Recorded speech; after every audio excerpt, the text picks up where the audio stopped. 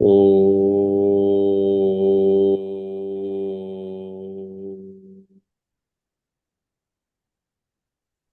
ஆன்மீக பெரியோர்கள் அனைவரையும் அன்புடன் வணங்கி, நம்முடைய ஆன்மீகம் அறிவோம் குழுவில் ஞாயிறுதோறும் நடக்கின்ற தொடர் சிந்தனையில் இன்று பேச்சு என்ற பொது தலைப்பில் வள்ளுவருடைய சொல்வன்மை என்ற அதிகாரத்தை சிந்திக்க உள்ளோம். சிந்தனையை தொடங்குவதற்கு முன் நமது வெங்கட சுப்பிரமணியம் ஐயா அவர்களை இறை வணக்கத்திற்கு அன்புடன் அழைக்கின்றேன். கேக்குது ஐயா? கேக்குது, கிளியரா இருக்கு. சரி, எல்லாருக்கும் வணக்கம். செந்தூரின் கரையோரம் சேவல் கூவுதடி, செந்தூரின் கரையோரம் சேவல் கூவுதடி, அந்த செவ்வேள் முருகன் திருவடியை மனம் நாடி ஓடுதடி, மனம் நாடி ஓடுதடி,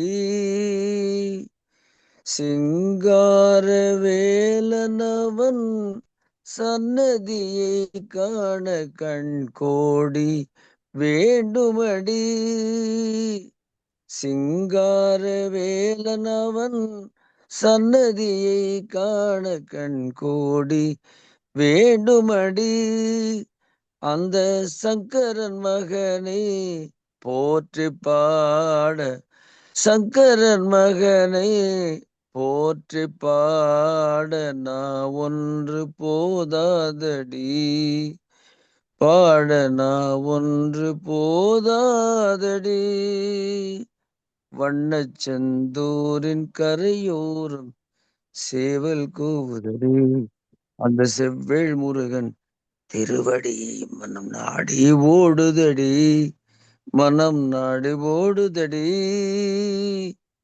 அமரர்கள் துயர் தீர்க்க அசுரரை வென்றவன், அமரர்கள் துயர் தீர்க்க அசுரரை வென்றவன், அருந்தமிழ் இலக்கணத்தை அகத்தியர்க்கு உரைத்தவன், அருந்தமிழ் இலக்கணத்தை அகத்தியர்க்கு உரைத்தவன், குமரகுருபரரின் குறை தீர்த்து, குமரகுருபரரின் குறை தீர்த்து கந்தர்க்கு அழிவெண்பா பாட பேரருள் புரிந்தவன், கந்தர்க்கு அழிவெண்பா பாட பேரருள் புரிந்தவன், நற்செந்தூரின் வண்ணச் செந்தூரின் கடல் கொஞ்சம் செந்தூரின் கரையோரம் சேவல் கூவுதடி, அந்த செவ்வேள் முருகன் திருவடியை மனம் நாடி ஓடுதடி, மனம் நாடி ஓடுதடி. என்னுடைய ஒவ்வொரு பாடலையும் ஏதாவது இலக்கிய கருத்து ஒன்று வைக்கணும்னு ஆசைப்பட்டு எழுதப்பட்ட பாடலில் குமரகுருபரர் நினைவு கொள்ளப்பட்டிருக்கிறார். யாராவது பாடினா அந்த பாட்டு நல்லா இருக்கும்னு கற்பனையில பாடிய போது சூலமங்கலம் சகோதரிகள் பாடியெல்லாம் அந்த இரட்டையர்களுக்கு இந்த பாடல் பொருத்தமா இருக்கும் என்று நான் கற்பனை செய்து எழுதிய பாடல். கேட்டமைக்கு நன்றி. சிறப்பு, நன்றி ஐயா, நன்றி.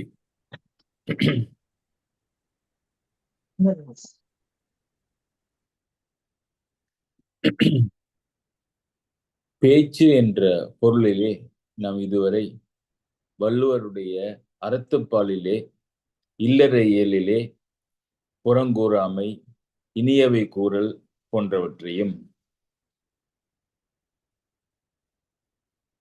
துறவற இயலிலே வாய்மையும், துறவிகளுக்கு வாய்மை உண்மை முக்கியமானது என்பதையும் நாம் சிந்தித்தோம்.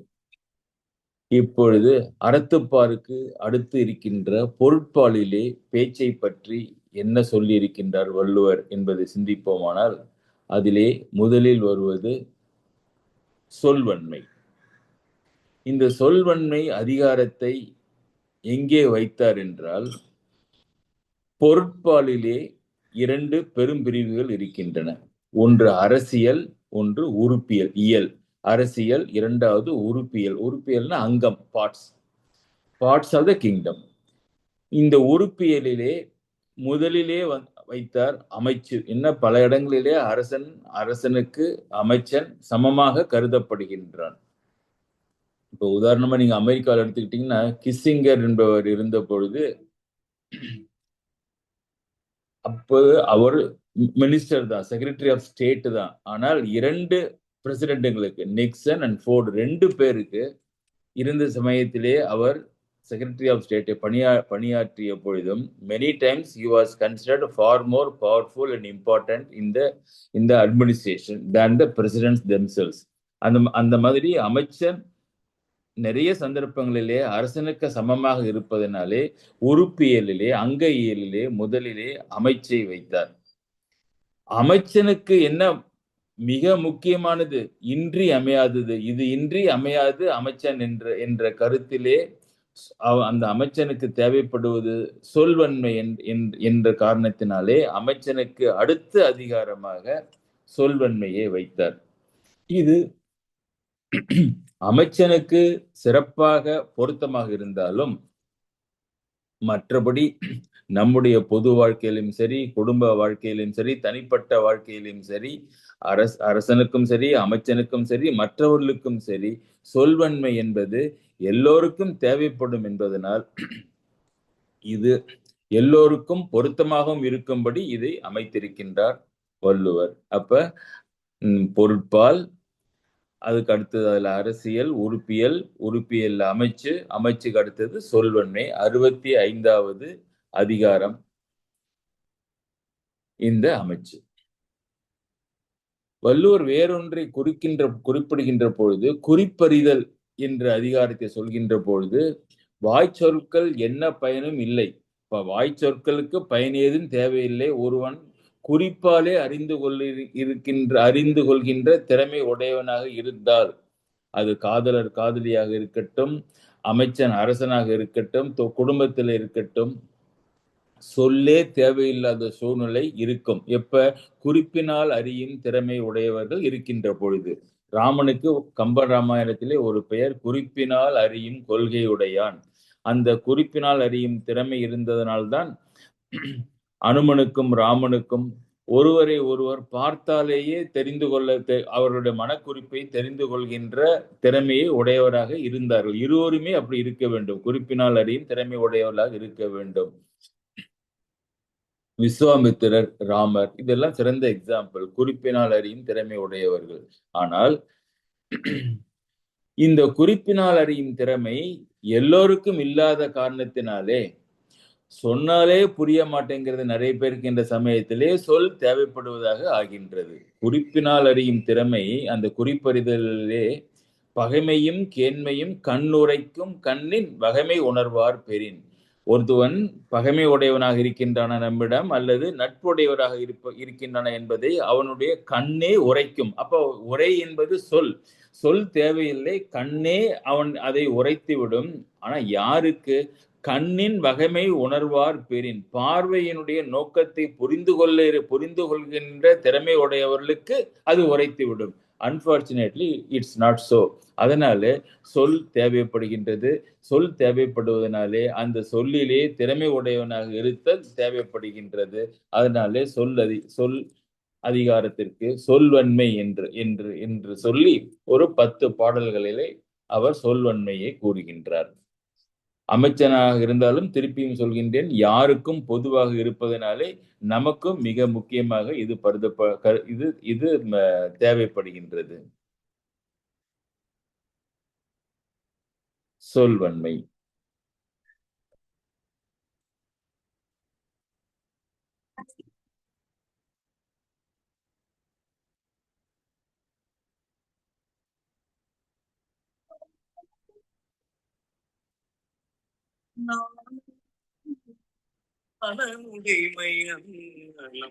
யானலத்து உள்ளதும் அன்பு நானலம் என்னும் நலனுடைமை நலம் யானலத்து உள்ளதும் நாவன்மையாகிய நலம் ஒரு வகை செல்வமாகும். அந்த நாநலம் தனிச்சிறப்புடையது. எனவே அது மற்ற எந்த நலங்களிலும் அடங்குவதன்று.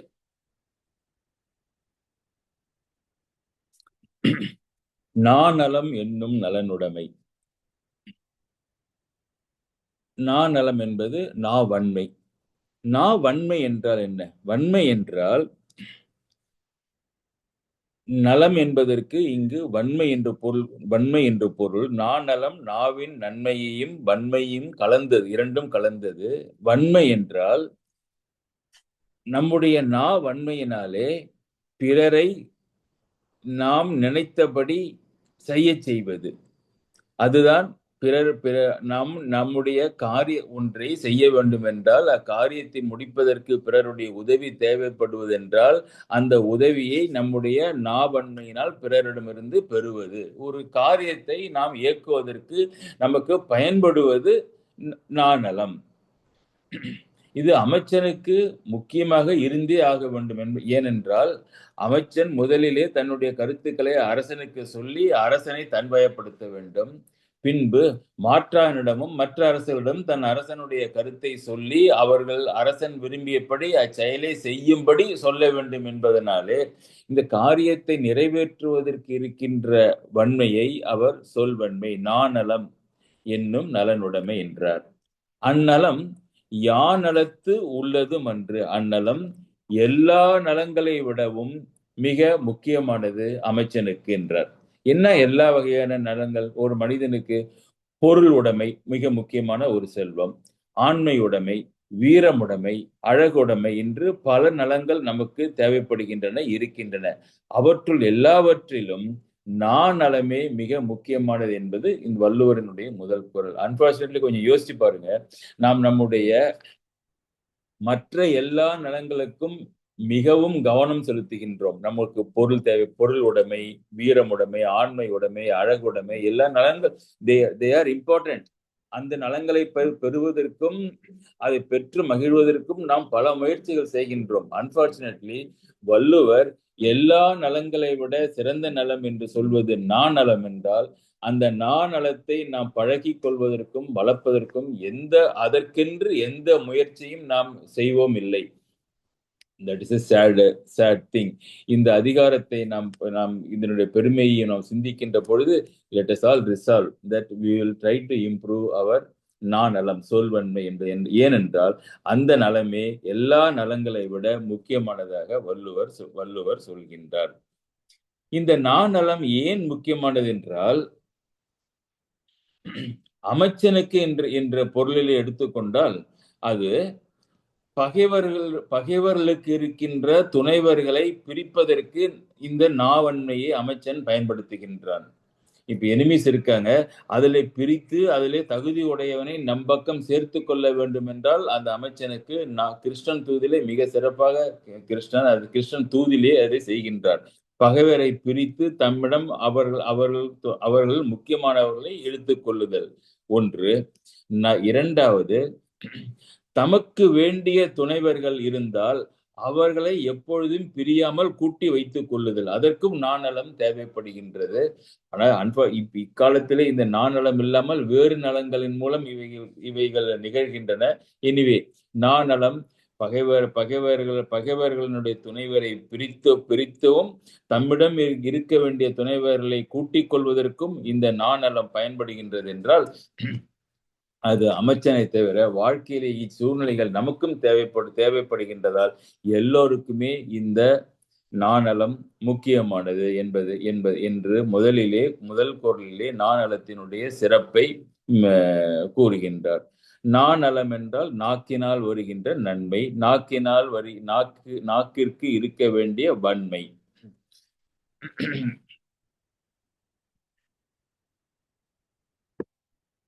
சிறுபஞ்ச மூலத்திலே ஒரு பாடல் வருகின்றது. மயிர் வனப்பும் கண்கவரும் மார்பின் வனப்பும் உயிர் வனப்பும் காதின் வனப்பும் செயிர்தீர்ந்த பல்லின் வனப்பும் வனப்பல்ல. என்னென்ன அழகு இல்லைன்னு சொன்னாரு பாருங்க. வனப்புன்னா அழகு, மயிர் வனப்பும் இப்ப எல்லாம் ஹேர் ஸ்டைல் தான் ரொம்ப முக்கியமா பாக்குறாங்க ஆண்கள் பெண்கள்லாம். அந்த ஒருத்தர் ஹேர் ஸ்டைலுக்கு ஒரு நாளைக்கு நம்ம எவ்வளவு செலவு பண்றோம் பாருங்க. நம்மளுடைய டைம் அதை இப்படி வச்சு அப்படி வச்சு சேர்த்து வச்சு கலைச்சி ஒன்றாக பிரிச்சு எல்லாம் பண்றோம். சொல் வனப்புக்கு என்ன பண்றோம்னு யோசிங்க. மயிர் வனப்பும், கண் கவரும் மார்பின் வனப்பும்,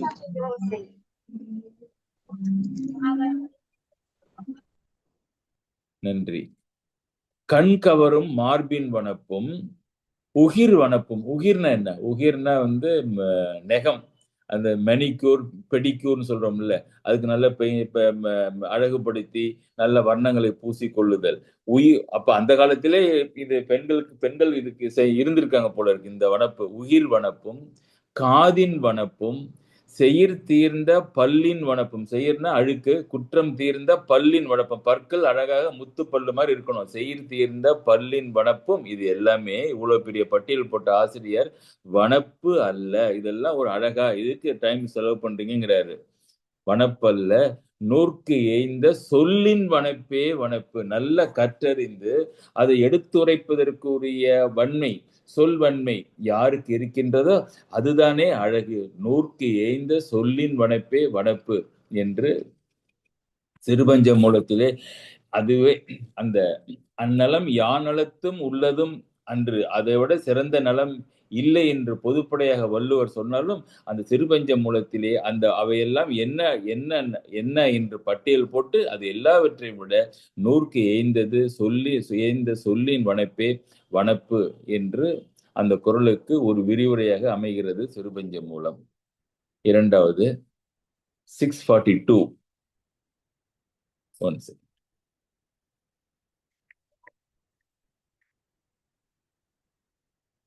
குறளினுடைய பாடல்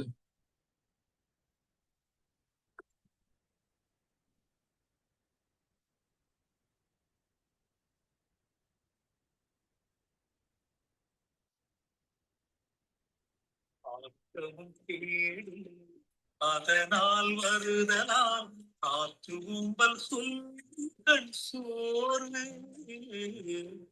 ஆற்றவும் கேடும் அதனால் வருதலாம் ஆற்றும்பல் சொல்கள் சோர்வு.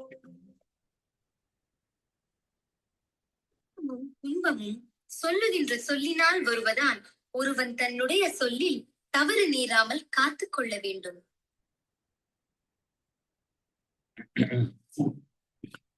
642.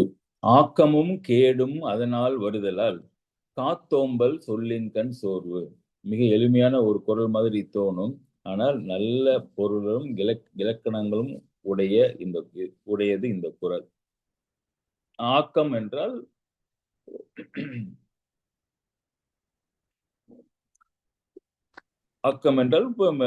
சக்சஸ் வச்சுக்கலாம், நன்மைன்னு வச்சுக்கலாம். ஆக்கமும் கேடும் என்றால் அழிவு, துன்பம். இன்பமும் துன்பமும், வாழ்வும் தாழ்வும், இவை எல்லாமே ஆக்கமும் கேடும் அதனால் வருதலால் என்று எடுத்த உடனேயே ஒரு விளக்கம் இல்லாமல் அதனால் என்று போட்டிருக்கார் வள்ளுவர். அதை பார்ப்போம். எதனால் வருதலால் பின்னால அதுக்கு பதில் இருக்கு. காத்தோம்பல் சொல்லின் கண் சோர்வு, சொல்லினால் வருதலால். ஆக்கமும் கேடும், இப்படி படிங்க. அந்த அதனால் இருக்கிற இடத்துல ரெண்டாவது வரியில் இருக்கிற சொல்லை கொண்டு வந்து முதல்ல போடுங்க. ஆக்கமும் கேடும் சொல்லினால் வருதலால் காத்தோம்பல் அதன் கண் சோர்வு. ஆக்கமும் கேடும் சொல்லால் வருகின்றது. சரி, அதனாலே அந்த சொல்லை வருவதனாலே நம்ம என்ன பண்ணணும், அதற்காக எப்படி காஷியஸாக இருக்க வேண்டும் என்றால், காத்து ஓம்பல் அதன் கண் சோர்வு. சோர்வு என்றால் குற்றம் என்று பொருள். முன்னுக்கு பின் முரணாக பேசுதல் என்று சொல்லின் கண் சோர்வு என்றால் சொல்லிலே குற்றங்கள் இருப்பது இல்லாமல் பார்த்து கொள்ள வேண்டும். காத்து ஓம்பல் என்பது ரெண்டா பிரிங்க. சொல் காத்தல், சொல் ஓம்பல் என்று பிரித்தால், சொல் காத்தல் என்றால் ஒரு கருத்தை சொல்வதற்கு எவ்வளவு சொற்களை சொல்ல வேண்டுமோ அவ்வளவு சொற்களை மாத்திரம் சொல்லிவிட்டு அதற்கு மேல் சொல்லாமல் இருத்தல். அதாவது ஒரு 50 வார்த்தைகளை இது முடிக்க வேண்டும் என்றால் 50 வார்த்தைகளிலே முடித்து அதற்கு மேலே சொல்லாமல் அந்த சொற்களை நாம் காத்து கொள்ளுதல் சொல் காத்தல். சொல் ஓம்பல் என்றால் இந்த இந்த சொல்கின்ற பொழுது கோபம், மறதி, அறியாமை, தவறி பேசுதல், தீச்சொல் சொல்லுதல் போன்ற குற்றங்கள் சொல்லாதபடி ஓம்பல். ஓம்பல்னா பாதுகாத்தல். ஒன்று காத்தல், சொற்களினுடைய எண்ணிக்கை குறைத்து பேசுதல். இரண்டாவது, அப்படி குறைத்து பேசுகின்ற சொற்களிலும் குற்றம் வராமல் காத்தல், ஓம்பல். சொல் காத்தல், சொல் ஓம்பல் இரண்டும். சோர்வு இரண்டும் வராமல் பார்த்து கொள்ள வேண்டும். எதனால இப்படி நாம பார்த்து கொள்ள வேண்டுங்கிறாரு? ஆக்கமும் கேடும் அதனால் வருதலால். ஆக்கமும் கேடும்னா அழிவும் தாழ்வும், அழிவும் வாழ்வும் தாழ்வும் அதனாலே வருகின்ற காரணத்தினாலே நன்மையும் தீமையும் இனிமையும் இன்னாததும் அதனால் வருதலால் நாம் சொற்காத்து தேவைக்கு அதிகமாக சொற்களை சொல்லாமல், அப்படி சொல்லும் பொழுதும் அந்த சொல்லிலே குற்றம் ஏதும் இல்லாமல் நாம் காத்து கொள்ள வேண்டும் என்பது 642. இதுல ஆக்கமும் கேடும் அதனால் வருதலால், சொல்லால் வருதலால். ஆக்கமும் கேடும் எதனால் யாருக்கு வருதலால்ங்கிறத சொல்லல அவர் பாருங்க, எதை சொல்லாம இருக்கிறார் பாருங்க. அந்த 7 வார்த்தைகள்ல ஒரு கருத்தை சொல்லலை. ஆக்கமும் கேடும் அதனால் வருதலால். அங்கே நிறுத்தி, ஐயா யாருக்கு வருகிறது இந்த ஆக்கமும் கேடும் என்று கேட்டால் அதை பத்தி பதிலே சொல்லாம அநேகமா கேட்டவங்களுக்கு ஒரு சிரிப்பு மாத்திரம் சிரிச்சிருப்பாரு. நம்ம புரிஞ்சுக்கணும் என்ன யாருக்கு என்றால், ஒன்று இது சொல்வன்மை அமைச்சனுக்கு என்பதனாலே அது அமைச்சனே ஒரு அரசனிடம் ஒரு தவறாக பேசிவிட்டான்னு வச்சுக்கோங்க, அதனாலே அவனுக்கு கேடு வரும். நன்றாக பேசினால் அவனுக்கு ஆக்கம் உண்டாகும். நிறைய நம்ம இந்த இந்த இந்த அக்பர் பீர்பால் கதைகளிலே, தென்னாலிராமன் கதைகளிலே நிறைய பார்த்திருக்கின்றோம். இந்த ஆக்கமும் கேடும் அமைச்சனுக்கு அவனுடைய வார்த்தைகளினாலே வருகின்றது. இந்த தென்னாலிராமன் அரசரிடம் ஒரு கதை வருகின்றது. நிறைய கதைகள் அந்த சொற்களினாலே வருகின்ற குற்றமும் சொற்களினாலே வருகின்ற சிறப்பையும் நம்ம இப்போ சொல்லலாம். ஒரு உதாரணத்திற்கு ஒன்று, அரசன் வீட்டிலே தன்னுடைய மனைவிக்கு உதவி செய்து கொண்டிருந்த பொழுது வெண்டைக்காய் வெட்டுறாருன்னு வச்சுங்க. கையிலே அவருக்கு அந்த அந்த அருவான்மனையினுடைய கூழ் பட்டு வெட்டி விட்டது. ரத்தம் வர உடனே அவருடைய மனைவி அரசி அவருக்கு ஒரு கட்டவரிலே ஒரு கட்டு போடுகின்றார்கள். அமைச்சன் 9 மணிக்கு காலையிலே அரசவை கூடுகின்றது. அமைச்சன் வருகின்றான். அரசரை பார்த்துவிட்டு, ஐயா என்ன அரசரை, என்ன விரலிலே கட்டு இருக்கின்றது அப்படி என்று கேட்க, நடந்ததை சொல்லி ரத்தம் அதிகமாக வந்து விட்டது, அதனாலே கட்டு போட்டிருக்கின்றேன் என்று அரசன் பதில் சொல்ல, அமைச்சர் சிரித்துக் கொண்டே, அதனால் என்ன, எல்லாம் நல்லத்திற்கு தான் என்று சொல்லிவிட்டான். என்ன, நான் வலி அதிகமாகி நான் கஷ்டப்பட்டு கொண்டிருக்கின்றேன், இது நல்லதற்கா என்று சொல்லி அமைச்சனை சிறையிலே அடைக்க உத்தரவிடுகின்றார். அன்று அரசனுக்கு நிகழ்ச்சி நிரலிலே வேட்டையாடுதல் இருக்கின்றது. எப்பொழுதுமே அமைச்சர் கூட வருவார். இன்று அமைச்சன் சிறையிலே இருந்த காரணத்தினாலே அரசன் மற்ற வீரர்களுடன் போர் தளபதியுடனும் காட்டிற்கு செல்கின்றார்.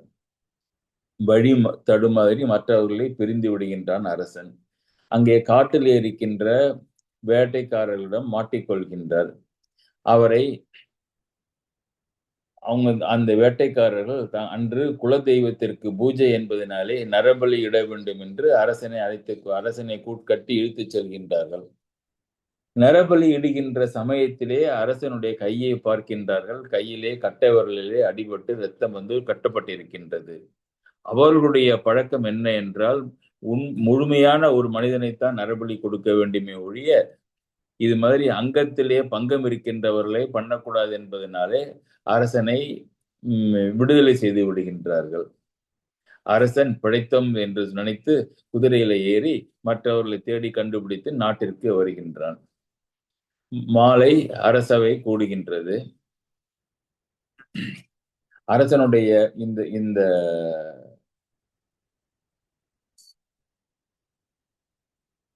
நிகழ்ச்சி எல்லோருக்கும் தெரிகின்றது. அரசனுக்கு நடந்த இந்த நிகழ்ச்சி எல்லோருக்கும் தெரிகின்றது. அந்த நாளெல்லாம் சிறையிலே இருந்த அமைச்சன் ஒரு நாள் தண்டனை அனுபவித்த காரணத்தினாலே விடுவிக்கப்பட்டு அரசன் முன்னே வந்து அமர்கின்றான். அரசனை வணங்க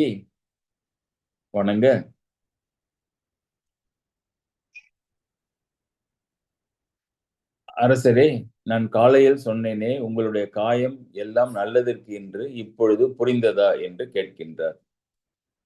அரசன் சிரித்துக் கொண்டே, புரிந்தது. இந்த காயம் மாத்திரம் இல்லை என்றால் நான் இன்று அவர்களிடம் வெட்டப்பட்டு இறந்திருப்பேன். அதனாலே உன் சொல் சரியான சொல்தான், நான் காப்பாற்றப்பட்டேன் என்று சொல்ல அரசனுக்கு ஒரு சந்தேகம் இருந்தது. அமைச்சனை பார்த்து, இது சரி, எனக்கு புரிகின்றது. ஆனால் நான் உன்னை சிறையிலே இடுகின்ற பொழுது இதுவும் நல்லதற்குத்தான் என்று சொன்னாயே, இது எப்படி என்று கேட்கிறேன். இது ஏன் நல்லதற்கு என்று சொன்னாய் என்று கேட்க அமைச்சன் சிரித்து கொண்டே, அரசரே, நீங்கள் உங்களுடன் என்னை சிறையில் அடைக்கப்படாமல் இருந்தால் நான் என்ன செய்திருப்பேன்? என்னுடன் வந்திருப்பாய். நாம் உங்களை பிடித்த வேடர்கள் என்ன செய்திருப்பார்கள்? வேட்டுவர்கள் என்னையும் சேர்த்து பிடித்திருப்பார்கள். உங்களை பலியிடுவதற்கு அவர்கள் தயாரான பொழுது உங்கள் கை விரலிலே ஒரு காயம் இருந்ததினாலே உங்களை விடுவித்து விட்டார்கள். என்னுடைய உடம்பிலே காயம் ஏதும் இல்லாத காரணத்தினாலே நான் அவர்களால் தேர்ந்தெடுக்கப்பட்டு என்னை பலி செய்திருப்பார்கள் அல்லவா? ஆமாம், அதனால்தான் நீங்கள் என்னை சிறையில் அடைத்ததும் நல்லதற்கே என்று நான் சொன்னேன் என்றார். அரசன் அமைச்சருடைய புத்தி கூர்மையை பாராட்டினார். இப்படி சொல்கின்றது அந்த கதை. எதனால சொல்கின்றேன் என்றால், இந்த சொல்வன்மையினால் வருகின்ற ஆக்கமும் கேடும் முதலில் அமைச்சனை சேருகின்றது. என்ன, அரசனோடு ஒட்டி பழகுதல் என்பது ஒரு கில்ட் எட்ஜ்டு வெப்பன். நல்லதுக்கும் நடக்கும், கெட்டதும் நடக்கும். அதனால மற்றவர்களுக்கு இல்லாத ஒரு டெலிகேசி, ஒரு இன்ட்ரிகேட்னஸ் அமைச்சன் அரசனுடன் எப்பொழுதுமே பழகுகின்ற தன்மை. அதனாலே ஆக்கமும் கேடும் விரைவாக அவனுக்கு வந்து சேரும் என்பதனாலே அவனுடைய சொற்களை காத்து பேச வேண்டும் என்பது முதல் அறிவுரை. சரி, ஆக்கமும் கேடும் அதனால் வருதலால் என்பதில் யாருக்கு என்று பார்க்கின்றோம் அல்லவா? அரசனுக்கும் அது உண்டு. என்ன, அமைச்சனுடைய சொல்லை கேட்டு அரசன் செய்ய இருப்பதனாலே ஆக்கமும் கேடும் அரசனுக்கும் அவனுடைய அமைச்சனுடைய சொல்லால் வரும். மூன்றாவது ஒரு பொருள் இருக்கின்றது. அமைச்சன் சொல்ல அரசன் கேட்க அந்த செயலினுடைய நன்மையும் தீமையும் நாட்டு மக்களுக்கு வரும் என்பதனாலே ஆக்கமும் கேடும் நாட்டு மக்களுக்கும் வரும் என்று விரிந்து பரவுகின்ற காரணத்தினாலே ஆக்கமும் கேடும் அதனால் வருகின்றது. அமைச்சனுக்கும் வரும், அரசனுக்கும் வரும், நாட்டு மக்களுக்கும் வரும் என்பதனாலே மிக முக்கியமாக கருதப்படுகின்றது. அதனால்தான் அமைச்சன் குறிப்பாக அதிகமாக பேசாமல் அந்த சொற்களை காத்து அதிலே குறைகள் ஏதும் வராமல் ஓம்பி, குறை ஏதும் இல்லாமல் சோர்வு ஏதும் இல்லாமல் பார்த்து கொள்ள வேண்டும் என்று இந்த குறள் சொல்கின்றது.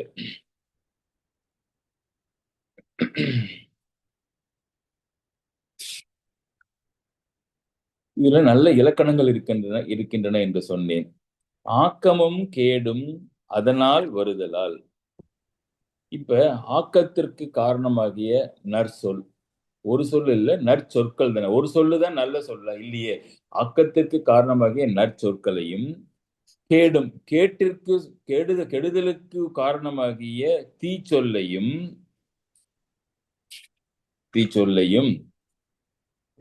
அதனால் வருதலால் எப்படி சொன்னார்? அதனால் என்றால் ஒருமை, பன்மை அவற்றால். அப்ப ஆக்கமும் கேடும் அவற்றால்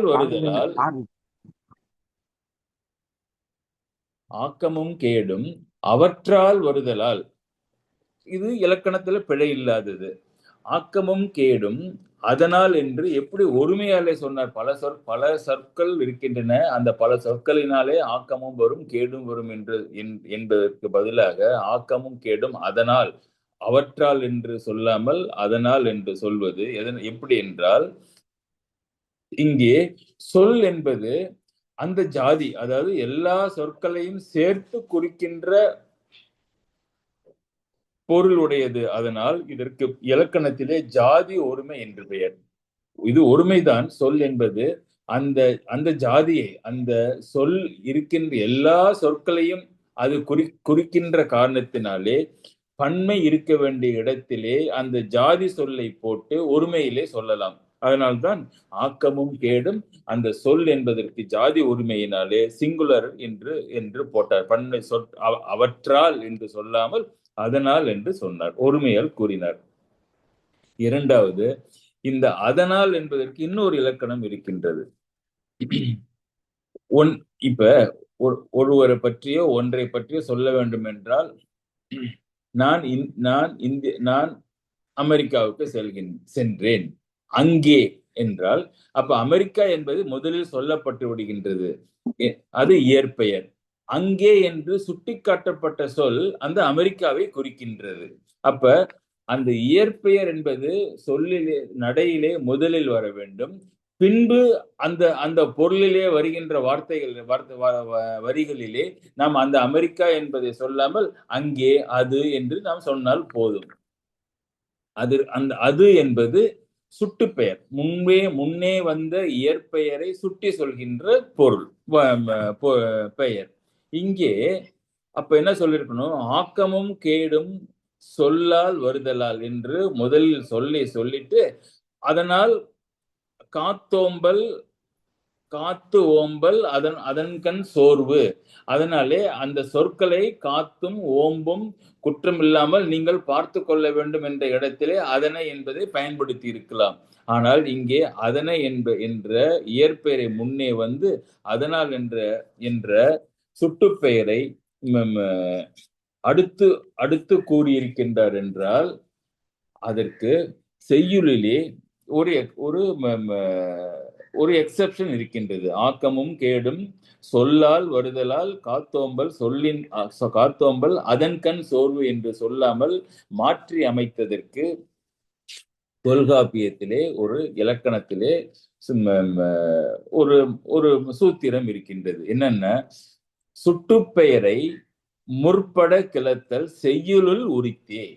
சுட்டுப்பெயர்னா தட்டுங்கிறத வச்சுங்களேன். அதனால், அவன், அது, அந்த ஊர் என்ற சுட்டுப்பெயரை முற்பட கிளத்தல். அந்த ஊர் பெயரை சொல்வதற்கு முன்னாலே கிளத்தல்னா சொல்லுதல். முற்பட கிளத்தல் செய்யுளுள் உரித்தே. செய்யுளுக்கு அது உரியது, தப்பு இல்லை என்று தொல்காப்பியர் சொன்னதுனால வள்ளுவர் போட்டாரா, இல்ல வள்ளுவர் போட்டிருக்கிற இப்படி ஒரு உதாரணம் காட்டினதுனால தொல்காப்பியர் இலக்கணம் ஆக்கிட்டாருன்னு தெரியாது. இதுல எவ்வளவு நம்ம ரசிக்கலாம் பாருங்க. எத்தனை சிறப்புகள் இருக்கு பாருங்க இந்த நம்முடைய பண்டைய நூல்களிலே.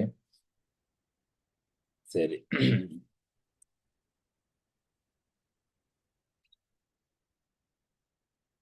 இனியவை 40 ஒரு செய்யுள்.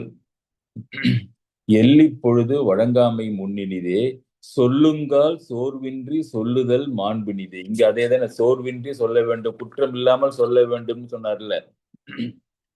காத்தோம்பல் சொல்லின்கண் சோர்வு, அந்த சோர்வின்றி சொல்லுதல் மாண்பினிதே. புள்ளி கொளினும் பொருளல்லார் தன் கேண்மை கொல்லா விடுதல் இனிது. இனியவை 40 ஒன்னொன்னுலயும் ஒரு மூணு இனிது இருக்கும், இல்ல 4 இனிது இருக்கும். இதுல என்னென்ன இனிதுன்னா, எள்ளி பொழுது வழங்காமை முன்னினிது. எள்ளினா இரவு பொழுது, இரவு பொழுதிலே வழங்காமை முன்னினிது. அப்ப என்ன பண்ணும்? சாத்திரில கொடுக்கூடாதுன்னு என்ன சொல்றாருன்னா, பகலிலேயே நீங்கள் ஈகையை செய்து விட வேண்டும். எள்ளி பொழுது வழங்காமை முன்னினிதே. அது நிறைய காரணங்கள் இருக்கு அதுக்கு. நீங்க நமக்கு சொல்லப்படுகின்ற காரணங்கள் இல்ல. அது இரவிலே கொடுக்கலாம் என்றால் கொடுப்பதற்கு நமக்கு வாய்ப்பும் வராது. முதல்ல எள்ளி பொழுது வழங்காமை முன்னினிதே சொல்லுங்கால் சோர்வின்றி சொல்லுதல் மாண்பினிதே. சொற்களை பயன்படுத்துகின்ற பொழுது குற்றமில்லாமல் சொல்லுதல் இனிது. புள்ளி கொளினும் பொருளல்லார் தம் கேண்மை கொல்லா விடுதல் இனிது. பொருளல்லார் அப்படின்னா தகுதி அல்லாதவர்கள், அவர்களுடைய நட்பு, அவர்கள் நம்மை கட்டி பிடிக்கின்ற மாதிரி அவர்கள் பழகினாலும் அதை நாம் ஏற்றுக்கொள்ளாமல் இருத்தல் நல்லது என்று இனியவை 40 வருகின்ற என்ற இந்த செய்யுளும் சோர்வின்றி சொல்லுதல் இனிது என்று சொல்கின்றார். அடுத்தது 643.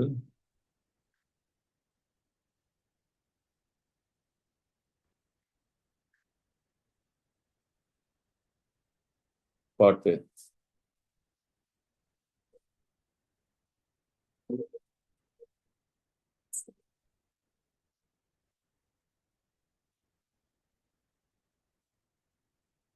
கேட்டாத்திணிக்கும் தகையவாய் கேளாரும் வேட்ப முடிவதாம் சொல்.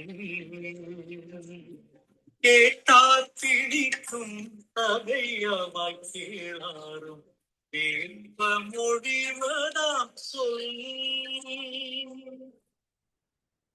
கேட்டவரை கவர்வதாகவும் கேளாதவரையும் கேட்க தூண்டும்படியாய் அமைவதே சொல்லாகும். கேட்டார் பிணிக்கும் தகையவாய் கேளாரும் வேட்ப மொழிவதாம் சொல். இப்போ சொல்வன்மைன்னா என்ன அப்படின்னு ஒரு டெஃபினேஷன் கொடுக்குறாரு இதுல. கேட்டார் பிணிக்கும் தகையவாய். கேட்டார்னா நம்முடைய சொல்லை கேட்பவர்கள். கேட்டார் என்றால் நம்முடைய சொல்லை முன்பே கேட்டு நமக்கு அறிமுகமாகி நமக்கு நண்பராக இருக்கின்றவர்கள், நம்மை விரும்பி ஏற்றுக்கொண்டவர்கள். பிணிக்கும் தகையவாய். பிணிக்கும் என்றால் நம்மை விட்டு பிரியாதபடி, விட்டு போகாதபடி, நம்மை விட்டு நீங்காத வண்ணம், நம்மை எப்பொழுதும் தழுவி கொண்டு இருக்கும்படி நம்முடைய பேச்சு இருக்க வேண்டும். கேட்டார் பிணிக்கும் தகையவாய். தகைமை என்றால் குணம். அத்தகைய குணம் உடையவர்களாக இருக்க வேண்டும். அந்த குணம் என்றால் இங்கே சொல்வன்மையை குறிக்கும். எல்லா குணங்களையும் விரும்பிதான் ஒருவர் நமக்கு நட்பாகின்றார். ஆனால் இங்கே கேட்டார் என்ற காரணத்தினாலே, கேட்பது சொல்லை என்பதனாலே சொல்வன்மைக்கு உரிய குணங்கள் உடையவராக நம்முடைய சொற்கள் இருக்க வேண்டும். கேட்டார் பிணிக்கும் தகையவை. நம்மை விட்டு நீங்காமல் இருக்கும்படி நம்முடைய சொல்லை கேட்டவர்கள் எப்பொழுதும் இருக்க வேண்டும். பிணிக்கு தகையவாய். கேளாரும் வேட்ப மொழிவதாம் சொல். கேளாரும் என்றால் இதுவரை முன்பின் நம்முடைய சொற்களை கேட்காதவர்களும்.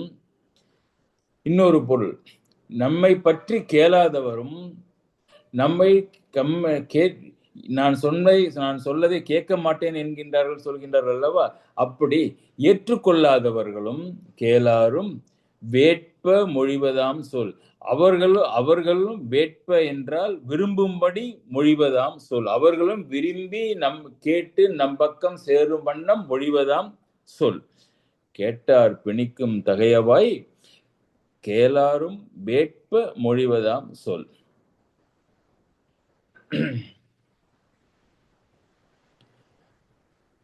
கேட்பார் பிணிக்கும் தகையவாய் கேளாரும் வேட்ப. கேளாரும் வேட்ப என்றால் முதல்ல இருக்கின்ற கேட்டார் பிணிக்கும் தகையவாய் அதே மாதிரி பொருள் கொண்டால், கேளாரும் வேட்ப மொழிவதாம் என்றால், வேட்ப என்றால் விரும்பி நம்முடைய சொற்களை மாத்திரம் விரும்பி கேட்காமல் நம்மிடம் இருக்கின்ற கேளாரும் நமக்கு பகைமை உடையவர்கள் என்ற பொருள் இருக்கின்றது அல்லவா, நமக்கு வேண்டாதவர்கள் என்று. அந்த பகைமை தன்மை நீங்கி, தம்மிடத்தில் உள்ள பகைமையை நீங்கி இவரிடத்தை நட்பு கொள்ள வேண்டும் என்று விருப்பம் வரும் வண்ணம். வேட்ப என்றால் வார்த்தைகளை விரும்பி கேட்பது மாத்திரம் அல்லாமல் வார்த்தைகள் உண்டாக்கின்ற நட்பை விரும்பி ஏற்க வேண்டும் என்று எண்ணும்படி மொழிவதாம் சொல். அப்ப ரெண்டு இருக்கின்றது. கேட்டார் பிணிக்கும் தகையவாய். நமக்கு நண்பர்களாய் இருக்கின்றவர்கள் நம்மை விட்டு எக்காலத்தும் நீங்காத வண்ணம் நம்முடைய சொற்களிலே தன்மை இருக்க வேண்டும். இரண்டாவது, கேளாரும் வேட்ப. நமக்கு முன்பின் விருப்பமில்லாதவர்களும் பகைவர்களாக இருந்தாலும் அவர்களும் நம்மை விரும்பி ஏற்றுக்கொள்ளும்படி நம்முடைய சொற்களை கேட்டு நமக்கு நண்பராக ஆக வேண்டும். இவை இரண்டையும் செய்து தருகின்றது சொல். கேட்டார் பிணிக்கும் தகையவாய் கேளாரும் வேட்ப மொழிவதாம் சொல். இங்கே கேட்டார் கேளார் என்பதற்கு பல பொருள்கள் இருக்கின்றன. ஒண்ணு நூல் கேட்டார், கேள்விகள் கேட்டார். கேட்டார் பிணிக்கும் தகையவாய். நம்ம ஒன்று சொல்லிக் கொண்டிருக்கின்றோம், அவர்களே நமக்கு சந்தேகங்கள் கேட்கின்றார்கள், அதில் கேள்விகள் கேட்கின்றார்கள். கேட்டார். அப்படி கேட்பவர்களுக்கு நம்முடைய சொற்கள், தகுதியான சொற்களே பதில்களை சொல்லி அவர்களை நமக்கு இன்னும் இறுக்கமாக பிரித்து கொள்ளும்படி சொல்ல வேண்டும். கேட்டார் பிணிக்கும் தகையவாய் கேளாரும் வேட்ப. கேளாரும் என்றால் இப்ப at least கேட்டாருன்னா he is interested in knowing, clarifying, அதற்கு நாம் தக்க பதிலை சொல்லி நம் பக்கம் சேர்த்து விடுகின்றோம். கேளாரும் என்பதற்கு இன்னொரு பொருள் இருக்கின்றது, டிஸ்இன்ட்ரெஸ்டட்னு. அவன் கேள்வியே கேட்கலை, நான் எப்படி கிளாரிஃபை பண்றது என்று. he is not bothered about what we are saying. அப்படி இருக்கின்ற கேளாதவரையும் கேள்வி கேட்காதவர்களையும் வேட்ப மொழிவதாம், அவர்களையும் நம்மை விரும்பும்படி, நம்முடைய சொற்களை விரும்பும்படி, அத்தகைய சொற்களை சொன்னதனால் நமக்கு உண்டாகின்ற நட்பை விரும்பும்படி சொல்ல வேண்டும். அதுதான் சொல்லினுடைய சிறப்பு என்றார். கேட்பார் பிணிக்கும் தகையவாய் கேளாரும் வேட்ப மொழிவதாம் சொல். இவங்க கேட்டார் பிணிக்கும் தகையவாய் என்பதற்கு சொற்களினுடைய பண்பு தகைமை உடைய என்று பொருள் கொண்டோம். ஆனால் இன்னும் ஒரு பொருள் இருக்கின்றது, தகை அவாய். கேட்டார் பிணிக்கும் தகை அவாய்.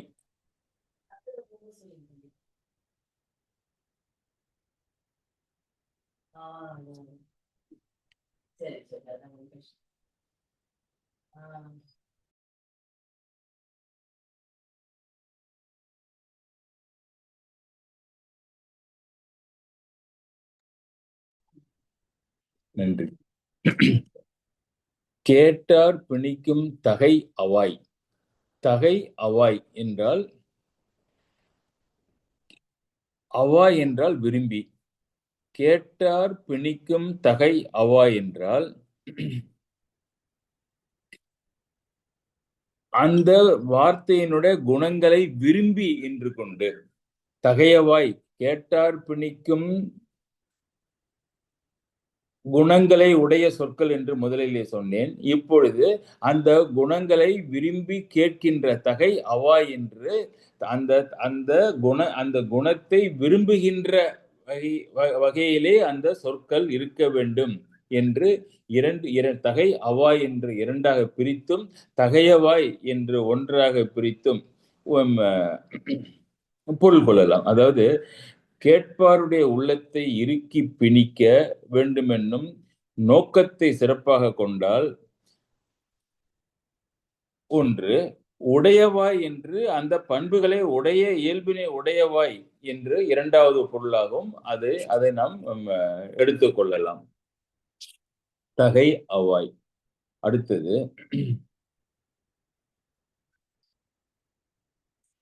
இந்த வினை, இந்த சொல்வன்மை என்பது எதனால யாருக்கும் எல்லோருக்கும் மிக முக்கியமானது என்றால், நம்முடைய நிறுவனங்களிலே ஒரு சபையிலே பேசுகின்ற பொழுது அல்லது 1 to 1 பேசுகின்ற பொழுதெல்லாம் இந்த குரல் நமக்கு ஞாபகம் இருக்க வேண்டும். எப்படி இருக்க வேண்டும்? கேட்பார் பிணிக்கும் தகை அவாய். நம்முடைய இந்த சொற்களை கேட்கின்றவர்கள் நம்மிடம் பிணிக்கப்பட்டு பிரிக்க முடியாமல் ஒன்றாக சேருவதற்கு அவாய், அவர்களுக்கு அவாய் என்றால் விருப்பத்தை உண்டாக்க வேண்டும் என்பதனாலே இது தற்காலத்திலே நிறுவனங்களிலே வேலை செய்கின்றவர்களுக்கும் அரசியலிலே இருக்கின்றவர்களுக்கும் மிக முக்கியமானதாக இது தேவைப்படுகின்றது. கேட்டார் பிணிக்கும் தகையவாய் கேளாரும் வேட்ப கேளாரும். அப்படி இல்லாமல் இதுவரை கேட்க மாட்டேன் என்று சொல்லிக் கொண்டிருந்தவர்களும் இப்பொழுது விரும்பி நம்முடைய சொற்களை கேட்டு நமக்கு நட்பு உண்டாகின்ற அளவுக்கு நம்முடைய சொற்கள் இருக்க வேண்டும். பிணைக்கும் என்றால் பிரிக்க முடியாதபடி ஐயமர கட்டி போடுகின்றதை குறிக்கின்றது.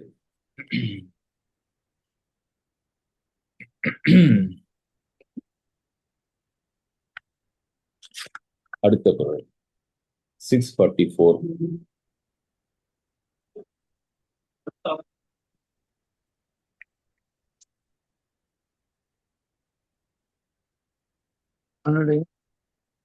तो 52.5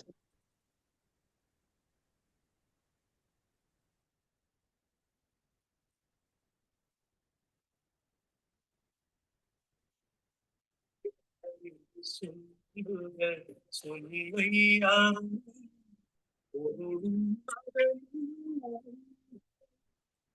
திறனறிந்து சொல்லுக இல்லை யாரும் பொருளும் அதனில் சொல்லின் ஆற்றலை அறிந்து சொல்ல வேண்டும். அதனை விட சிறந்த அறமும் பொருளும் வேறெதுவும் இல்லை. திறனறிந்து சொல்லுக சொல்லை. ஒரு சொல்லை சொல்லுகின்ற பொழுது என்ன சொன்னாரு? திறனறிந்து சொல்லுக சொல்லை. இப்படிதான் அவர் ஒரு வார்த்தையை கொடுக்கிறப்ப அந்த வார்த்தையிலிருந்து பல வகையான கருத்துக்களை நம்முடைய மனத்திலே தூண்டும் வண்ணம் அவர் சொல்கின்றார். அது வள்ளுவருடைய சிறப்பு. திறனறிந்து என்று சொன்னவர் எதனுடைய திறனை அறிந்து சொல்லுக சொல்லை சொல்லுக சொல்லை சொல்லுக. அது கிளியரா இருக்கு. சொற்களை சொல்ல வேண்டும். என்ன செய்து கொண்டு நாம் சொல்ல வேண்டும்? திறன் அறிந்து சொல்லுக சொல்லை. ரொம்ப பர்ஃபெக்டா முடிச்சிட்டாரு. இன்ஸ்ட்ரக்ஷன் 3 வார்த்தையில திறன் அறிந்து சொல்லுக சொல்லை.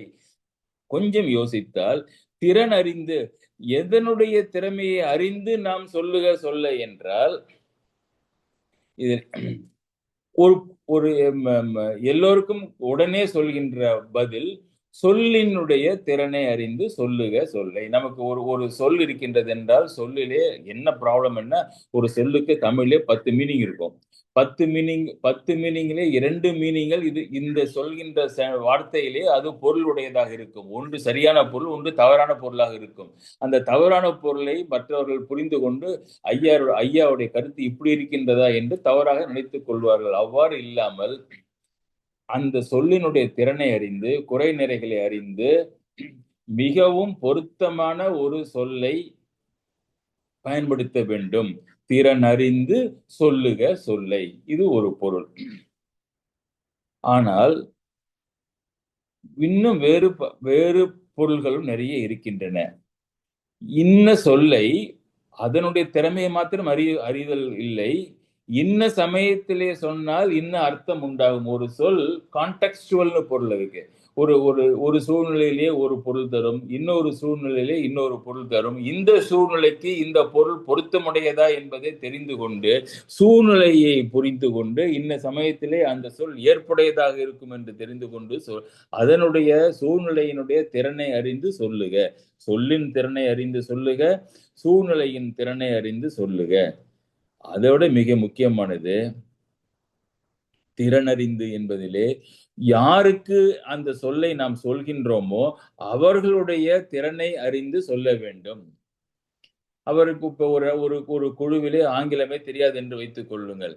அந்த திறனை அவர்கள் ஆங்கிலம் தெரியாது என்ற திறமையின்மையை நாம் தெரிந்து கொள்ளாமல் நீங்க மட்டும் தாட் போட்டு நீங்க ஆங்கிலத்திலே பேசினால் அவர்களுக்கு அது பயனில்லாமல் போய்விடும். அதே மாதிரி மொழியிலே அவர்களுக்கு இருக்கின்ற திறமை, அந்த கருத்திலே அவர்களுக்கு இருக்கின்ற ஆழம், இவை எல்லாவற்றையும் தெரிந்து கொண்டுதான் நாம் அதை பேச வேண்டும். அதனாலே இங்கே திறனறிந்து என்பதற்கு சொல்லின் திறனறிந்து, மொழியின் திறனறிந்து,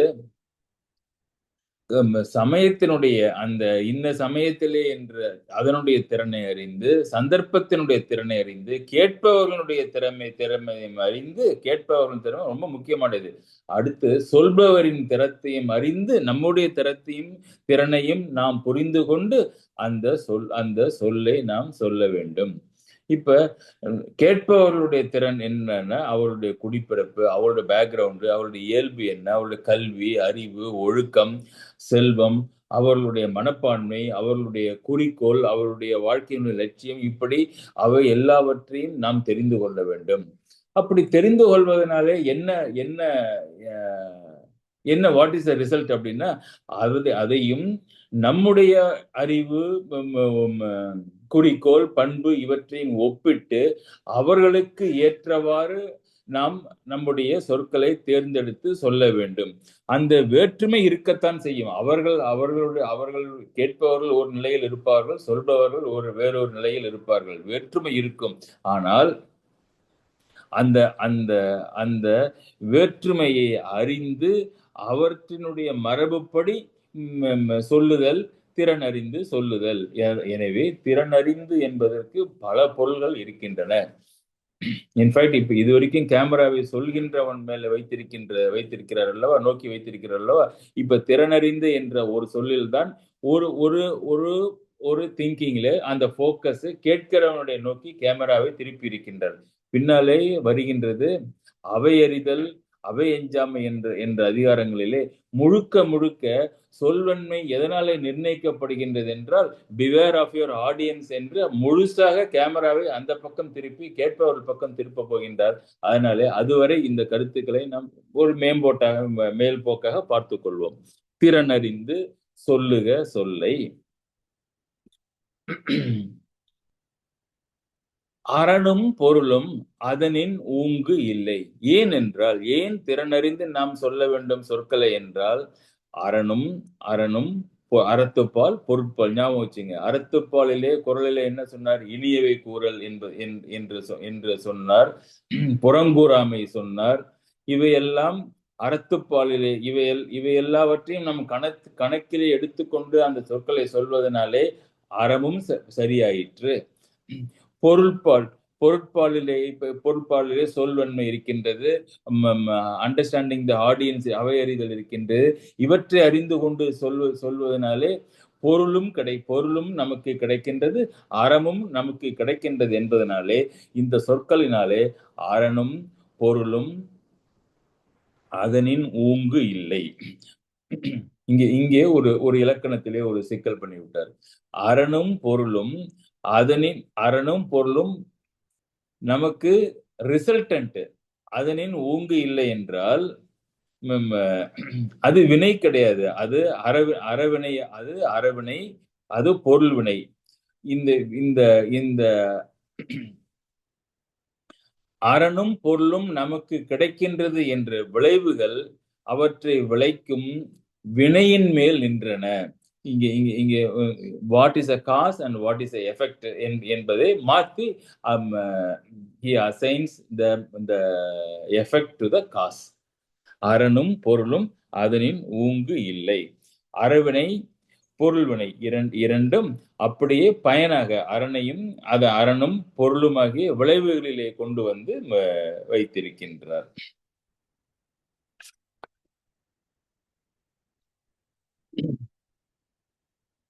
அடுத்தது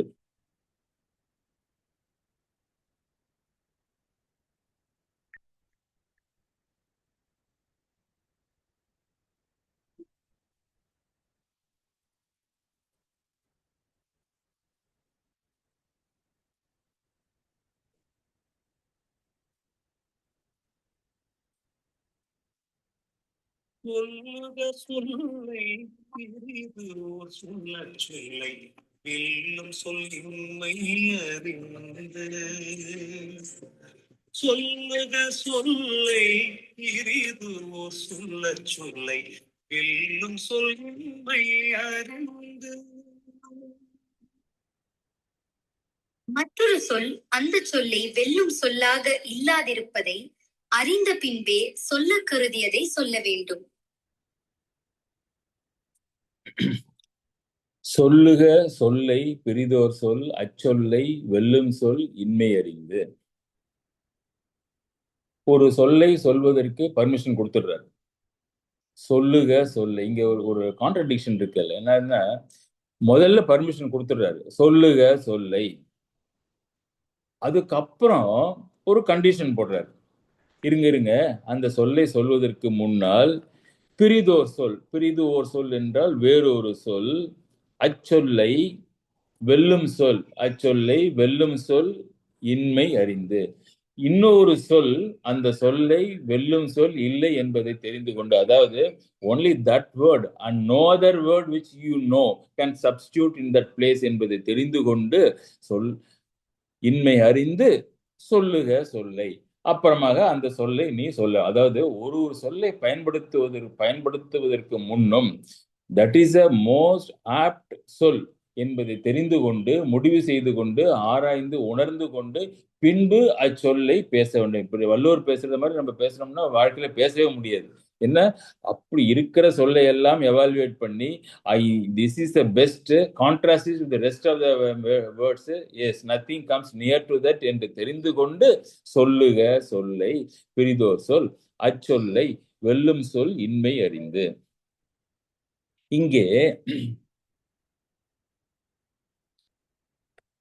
இன்மை என்றால் இல்லாது, வேறொரு சொல் அவ்வாறு இல்லை.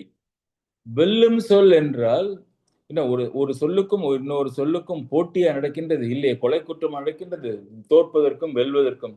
Which is superior. வெல்லும் சொல் என்றால் இதை விட இந்த சொல் பயன்படுத்தினால் சிறப்பாக இருந்திருக்குமே என்ற எண்ணம் எழாத வண்ணம் அது தெரிந்து கொண்டு அந்த சொல்லை நீங்கள் முதலில் எடுத்த சொல்லை சொல்லுங்கள் என்று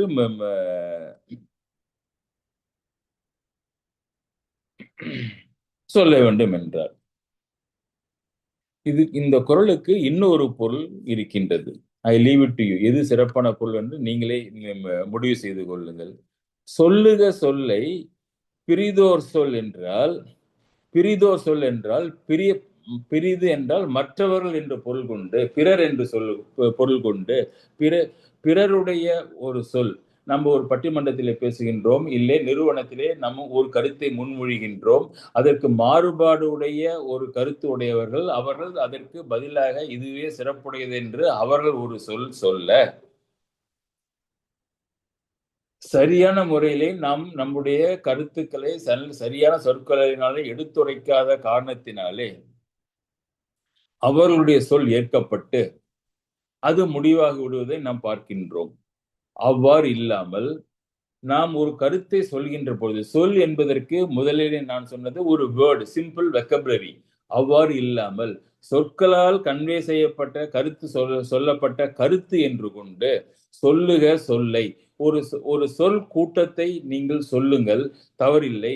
சொல்வதற்கு முன்னால் அதை மறுதலித்து பேசுகின்றவர்கள் இருந்து அவர்கள் அதற்கு என்ன பதில் சொல்வார்கள், மறுதலை செய்வார்கள் என்று யோசித்து அதற்குரிய விடையையும் முன்பையே உங்களுடைய சொல்லிலே சேர்த்து கொண்டு சொல்லுக சொல்லை.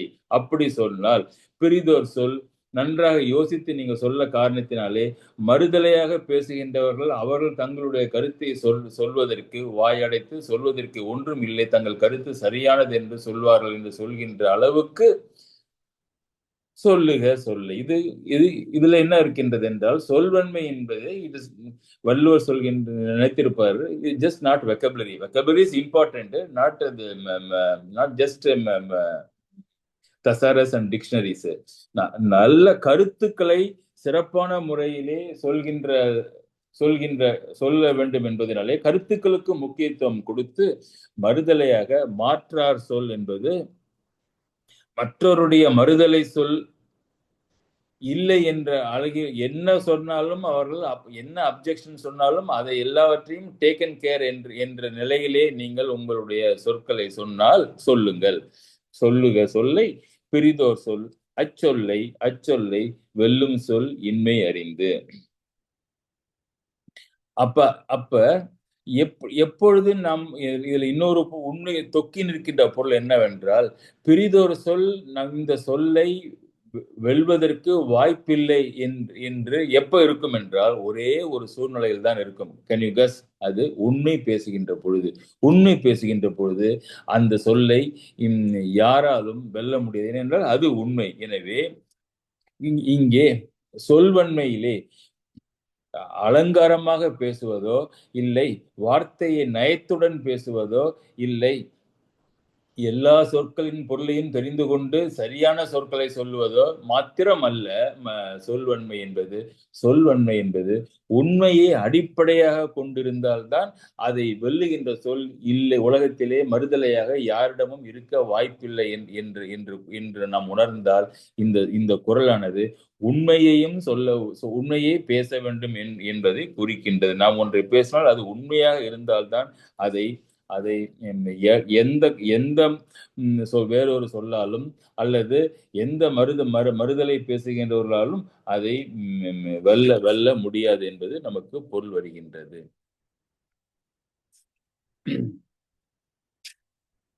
சொல்லுக சொல்லை. ஆனால் இப்பொழுது எப்படி ஆகிவிட்டது என்றால், வெறும் வார்த்தை நயங்களாலேயே நாம் வந்து வெற்றி பெற்று விடலாம். பெரிதோர் சொல் இல்லாமல் நயத்து அடுக்கு தொடரிலேயே வெற்றி பெற்று விடலாம் என்ற காலம் இப்பொழுது வந்துவிட்டது. நமது அரசியலிலே பல வருடங்களுக்கு முன்னாலே திமுக ஆட்சி ஆரம்பித்த பொழுது அண்ணா அதற்கு தலைவராக இருந்தார். சொல் திறமையிலே மிக திறமை உடையவர், பன்மொழி வித்தகர் அவர். ஆங்கிலத்தும் சிறந்த சொற்பொழி ஆற்றுகின்றவர்.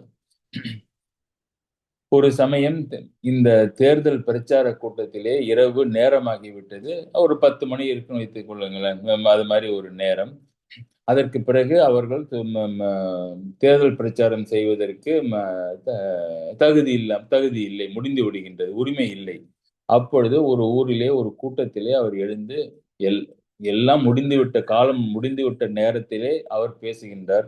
அச்சொல்லை வெல்வதற்கு யாராக இருந்தாலும்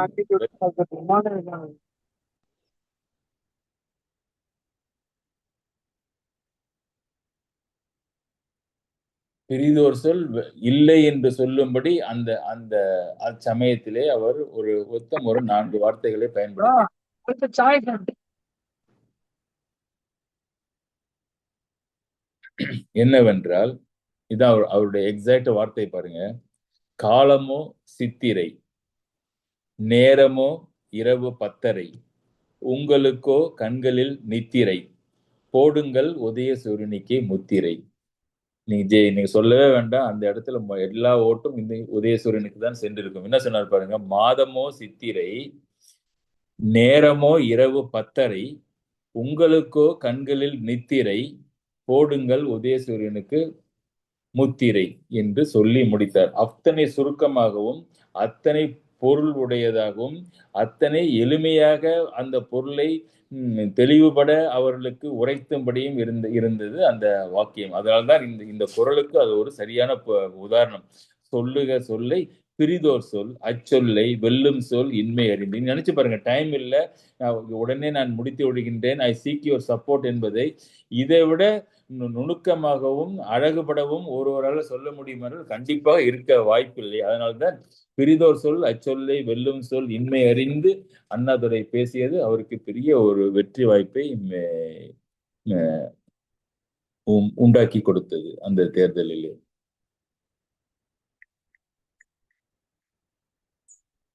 அடுத்த பாட்டை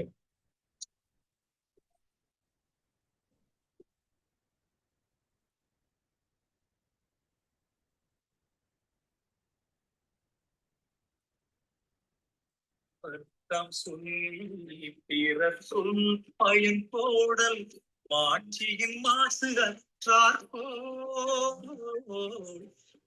பத்தாம் சொல்லி பிறர் சொல் பயன் போடல் மாட்சியின் மாசு அற்றார் பிறர் விரும்பும்படியாக தாம் சொல்லி பிறர் சொல்லும் போது அச்சொல்லின் பயனை ஆராய்ந்து கொள்ளுதல் குற்றமற்ற சிறப்புடையவரின் சிறப்பாகும். உண்மையிலே வள்ளுவருடைய ஒரு சர்ப்ரைசஸ் பாத்தீங்கன்னா ஆச்சரியமா இருக்கும் நமக்கு. சொல்வன்மையை பற்றி பேச வந்தார். மாட்சியின் மாசற்றார் கோல். மாட்சியின்னா சொல்வன்மையிலே திறமை உடையவர்கள், மாட்சியின் மாசற்றார் அவர்கள் குற்றமில்லாதவர்கள், கோல்னா கொள்கை, சொல்வன்மையிலே குற்றமில்லாத கொள்கையை உடையவர்கள். அவர்களுடைய கொள்கை என்னவாக இருக்க வேண்டும்?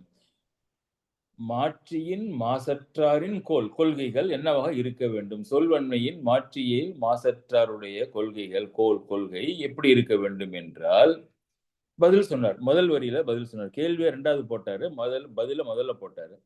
வேட்பத்தாம் சொல்லி, வேட்பை என்றால் விரும்பி என்று, விரும்பி இல்ல ஆவல், நாம் சொல்ல வேண்டியதை பிறர் விரும்பும்படி கேட்பதற்கு ஆவலாக, எப்படின்னா இனிமையாக சொல்லி, அவர்கள் புரியும்படி சொல்லி, அவர்களுக்கு பயன்படும்படி சொல்லி, இதெல்லாம் வேட்பத்தாம் சொல்லி பயன்படும்படி விரும்பியபடி மென்மையாக இனிமையான வார்த்தைகளை சொன்னால் அவர்கள் நம்ம பேசுவதை விரும்பி கேட்பார்கள். வேட்பத்தாம் சொல்லி, இது வரைக்கும் ஓகே. இங்க அடுத்தது ஒண்ணு போட்டதுதான் அப்படியே தலைகீழ தூக்கி போட்டது, புரட்டி எடுக்குது இந்த குறள். என்னன்னா, பிறர் சொல் பயன் கோடல். பிறர் சொல் பயன் கோடல் என்றால் பிறருடைய சொற்களை நாம் கேட்கின்ற பொழுது அதனுடைய பயனை கொள்ளுதல் மாற்றியின் மாசற்றார் கோல். சிறந்த சொல்வன்மை உடையவருடைய கொள்கையாக இருக்க வேண்டும். இது வள்ளுவர் இஸ் ரியலி ஃபென்டாஸ்டிக். இதுல என்ன சொல்றாரு பாருங்க, நல்ல இனிமையான சொற்களை பிறர் விரும்பும்படி, ஆகா இவர் பேசுகின்றார், நல்லா இருக்கும் கேட்பதற்கு, நமக்கு பொருள் இருக்கும், பயன் இருக்கும், குறை ஏதும் இருக்காது, வலுவின்மையாக இருக்கும் என்று நினைத்து விரும்பி நம்மிடம் நம்முடைய சொற்களை கேட்பார்கள். அது கேட்கும்படி நாம் பேசுவது நம்முடைய கொள்கையாக இருக்க வேண்டும் என்று சொன்னவர், இரண்டாவது அப்ப சொல்கின்ற உனக்கு இன்னொரு பாயிண்ட் இருக்குன்னாரு. என்ன அப்படின்னா, பிறர் சொல் பயன் கோடல். பிறருடைய சொற்களை நீ கேட்கின்ற பொழுது அதனுடைய பயனை மாத்திரம் நீ கொள்ள வேண்டும். அப்ப என்ன சொல்றாருன்னா, தலையில ஒரு குட்டு வைக்கிறார் அவருக்கு. என்னன்னா, பேசுகிறவனுக்கு என்னன்னா, உனக்கு இலக்கணம் தெரியும் என்பதனாலே அந்த இலக்கண பிரகாரம் இந்த இந்த இந்த இவருடைய சொற்பொழிவு அமையவில்லை. முன்னுக்கு பின் நிரல் நிறைன்னு பேரு, முன்னுக்கு பின் முரணாக பேசுகின்றார், ஒரு ஒரு சொற்களிலே தெளிவு இல்லாமல் இருக்கின்றது, கருத்திலே மாறுபாடு இருக்கின்றது என்று பல வகையான குற்றங்கள், சொற்குற்றங்களும் பொருள் குற்றங்களும் அப்படி இருந்தாலும் அவற்றையெல்லாம் பார்த்துவிட்டு அவனை நீ வெறுத்து ஒதுக்குவதற்கு தகுதி கிடையாது. நிறைய பேர் நம்ம என்ன செய்யறோம்னா, ஒருத்தர் ஏதோ ஒரு ஒரு சொற்பொழிவிலே அவருக்கு குரல் வன்மை இல்லாமல் இருக்கலாம், அல்லது கொஞ்சம் இழுத்து பேசுகிறவராக இருக்கலாம், அல்லது சொற்களிலே குற்றங்கள் இருக்கலாம், ஒரு அலங்கார நடை இல்லாமல் இருக்கலாம். உடனே அவரை வெறுத்து, இதிலே நாம் ஒன்றும் கேட்பதற்கு ஒன்றும் இல்லை, எனக்கு இவர் மேல இப்போ கோபம்தான் வருகின்றது என்று பகைத்து அவருடைய சொற்களிலே கவனத்தை செலுத்தாமல் இருக்கின்றோம். அப்படி இருக்கின்றவனை பார்த்து வள்ளுவர் என்ன சொல்கின்றார் என்றால், நீ பிறருடைய சொல்லை கேட்கும் பொழுது அதில் இனிமை இருக்கா என்று பார்க்காதே, இலக்கணம் இருக்கா என்று பார்க்காதே, வலு இருக்கிறதா என்று பார்க்காதே, முறையாக அமைக்கப்பட்டிருக்கிறதா என்று பார்க்காதே, என்ன பார்க்க வேண்டும்னாரு, பயன் கோடல். அதிலே உனக்கு முட்டாப்பேரே உனக்கு ஏதாவது பயன் இருக்கான்னு பாரு. பயன் இருந்ததால் சொன்னவனை விட்டுவிடு, அதில் இருக்கின்ற குற்றங்களை விட்டுவிடு, பயனை கொள்ள வேண்டும். இது யாருக்குடைய கொள்கைன்னு சொல்றாரு. அப்ப இது எங்க ஆக்சுவலா என்ன சொல்லிருக்கணும் அவரு, ஒரு சொல்லை கேட்கின்றவனுடைய கொள்கையாக இருக்க வேண்டும் என்று சொல்வதற்கு பதிலாக சொல்லை சொல்கின்றவனுடைய கொள்கையாக இருக்க வேண்டும். மாற்றியின் மாசற்றார் கோல், சொல்வன்மையிலே சிறந்து குற்றமில்லாமல் இருக்கிறவருடைய கொள்கையாக இருக்க வேண்டும். என்ன ரெண்டு இருக்க வேண்டும். ஒன்று, நீ பேசும் பொழுது பிறர் உன்னுடைய பேச்சை விரும்பி கேட்கும்படி அப்ப நீ பொருளை சொல்லாதே, நான் நல்ல நல்ல பொருள்களை எல்லாம் சொல்கின்றன, ஏன் அவர்கள் என்னை கேட்க மறுக்கின்றார்கள் என்று பார்க்காது. நீ முதலிலே உன்னுடைய பேச்சிலே கேட்பதற்கு அவர்களுக்கு விருப்பத்தை உண்டாக்கும்படி பேசு. அதே சமயத்திலே நீ கேட்கும் பொழுது அவர்களுடைய குறைகளையும் குற்றங்களையும் அவர்களுடைய முகபாவங்களையும் மேனரிசத்தையும் அவர்களுடைய ஆட்டிடியூடு உணர்ச்சிகளை பார்க்காது, உனக்கு அதிலே பொருள் இருந்தால் அந்த பொருளை எடுத்துக்கொள் என்று சொன்னார். இது எத்தனை உட்கருத்து இருக்கின்றது என்றால், ஒரு நன்றாக பேசுகின்றவன் என்ன வேட்பதாம் சொல்லல், பிறர் விரும்பும்படி பேசுகின்ற திறமை உடையவன் அவன் அப்ப என்ன பண்ணணும்னா, அவன் மற்றவர்கள் குறையாக பேசும் பொழுது அந்த குறையை பார்க்க கூடாது. இலக்கண ஒழுங்கு, பொருள் விளக்கம், இன்சொல் எதுவுமே இல்லை என்றாலும் அதன் பொருளை உள்ளவாறு அறிந்து கொள்ள வேண்டிய ஒழிய அந்த கோபமும் பகைமையும் அவர்கள் மேல் வரக்கூடாது என்பது பேசுகின்றவனுக்கு இவர் கூறுகின்ற அதிகாரம், அறிவுரை. அதாவது பேசுகின்றவன் as a listener what he should do அப்படின்னா, he should not seek and find out the mistakes, he should take the meaning if it is beneficial for him. ஆனா தான் பேசும் பொழுது நல்ல இனிமையாக நாம் பேசும் பொழுது அவர்கள் எல்லாம் விரும்பும்படி அலங்காரமாகவும் அதே சமயத்திலே பொருள் உடையதாகவும் உண்மையாகவும் இருந்து பேச வேண்டும் என்று இந்த குறள் சொல்கின்றது. வேட்பதாம் சொல்லி பிறர் சொல் பயன்கோடல் மாற்றியின் மாசற்றார் கோல். இது இதே கருத்து பழமொழியில பழமொழி 400ல முன்னுரை அரையனாருடைய பாட்டில் ஒன்று வருகின்றது. என்னன்னா, கேட்பாரை நாடி கிளக்கப்படும் பொருட்கண் வேட்கை அறிந்து உரைப்பார் வித்தகர். கேட்பாரை நாடி, இப்ப நல்ல இந்த காலத்துல இருக்கும்போது அந்த காலத்துல இருக்கு பாருங்க. கேட்பாரை நாடினா கேட்பவர்கள் உலகத்துல ரொம்ப குறைச்சதான். ஒரு ஒரு 5 கோடி பீப்புள் இருக்கிற இடத்துல 15 பேர் தான் வருவாங்க கேட்பாருக்கு. நான் எதை சொல்றேன்னு உங்களுக்கு தெரியும். கேட்பாரை நாடி நம்ம தான் கேட்பவர்களுடைய இடத்திற்கு சென்று அல்லது அவரை நாடி கேட்பாரை நாடி கிளக்கப்படும் பொருட்கண் வேட்கை அறிந்து. கிளக்கப்படும்னா சொல்லப்படுகின்ற நாம் ஒருவரை கேட்பவரை நாடிவிட்டோம். அங்கு நாடிய பிறகு அவர்கள் கிடைத்த பிறகு அவர்களுக்கு சொல்லப்படுகின்ற பொருளிலே என்ன ஆர்வம் இருக்கின்றது என்பதை தெரிந்து கொண்டு, அவர்களுக்கு அதில் ஆர்வமே இருக்காது. அதை போயிட்டு நம்ம நீங்க 1 மணி நேரம் லெக்சர் கொடுத்தோம்னா அவங்க காதுல ஒரு இயர்போன் போட்டுட்டு வேற ஏதாவது கேட்டுட்டு இருப்பாங்களே ஒழிய நாம் சொல்வதை கேட்க மாட்டார்கள். அதனால அது பயனில்லாமல் ஒழியும். கிளக்கப்படும் பொருட்கண் வேட்கை அறிந்து, அவர்களுக்கு எவ்வளவு ஆர்வம் இருக்கிறது என்பதை அறிந்து, முதலில் நாடி கேட்பாரை நாடி, 2வது அறிந்து. கிளக்கப்படும் பொருட்கண் வேட்கை அறிந்து உரைப்பார் வித்தகர். அப்படி உரை செய்பவர்கள் தான் வித்தகர், அறிவுடையவர்கள். வேட்கையால் வண்டு வழிபடரும் வாழ்கண்ணாய். ஒரு பெண்ணை பார்த்து சொல்றார் அவர். தோற்பன கொண்டு புகார் அவை. நாம் இப்படி கேட்பாரை நாடி சொல்லாமல் கேட்க மனமில்லாதவர்களை நாடி சொன்னாலும் சரி, அல்லது கேட்பவர்கள் அவர்களுக்கு கேட்பதற்கு விருப்பம் தான், ஆனால் கிளக்கப்படும் பொருளிலே அவர்களுக்கு விருப்பம் இல்லை என்றால், பொருட்கண் வேட்கை இல்லை என்றால், கிளக்கப்படும் பொருட்கண் வேட்கை இல்லை என்றால் அவர்களிடமும் சென்று நம்முடைய கருத்துக்களை சொல்லுதல் என்பது அவை ஏற்காது. அதனாலே தோற்கும். தோற்பன கொண்டு புகார் அவை. அவையிலே அவர்கள் கேட்பவர்கள் இல்லாமல் இருந்தாலும், அல்லது இந்த கிளக்கப்படும் பொருள்கள் ஆர்வம் இல்லாதவர்களாக இருந்தாலும், அவர்களிடம் நீ பேசி உன்னுடைய நேரத்தையும் அவர்களுடைய நேரத்தையும் சொல்லின் திறனையும் வீணாக்காதே. ஏனென்றால் அவை தோற்று போகும். தோற்பன கொண்டு புகார் அவை என்று அது பழமொழி 400லே இதே கருத்தை தான் அவர் சொல்கின்றார். பின்னாலேயும் வருகின்றது. அவை அறிதல்ல இந்த பாட்டு வருகின்றது. அவை அறிந்து ஆராய்ந்து சொல்லுக சொல்லின் தொகையறிந்து தூய்மையவர். அவையை அறிந்து ஆராய்ந்து பார்த்து சொல்ல வேண்டும் என்று அந்த போக்கஸ் லிசனர்கிட்ட போறப்ப இந்த கருத்துக்களை இன்னும் விரிவாக பார்க்கலாம். அடுத்தது 647.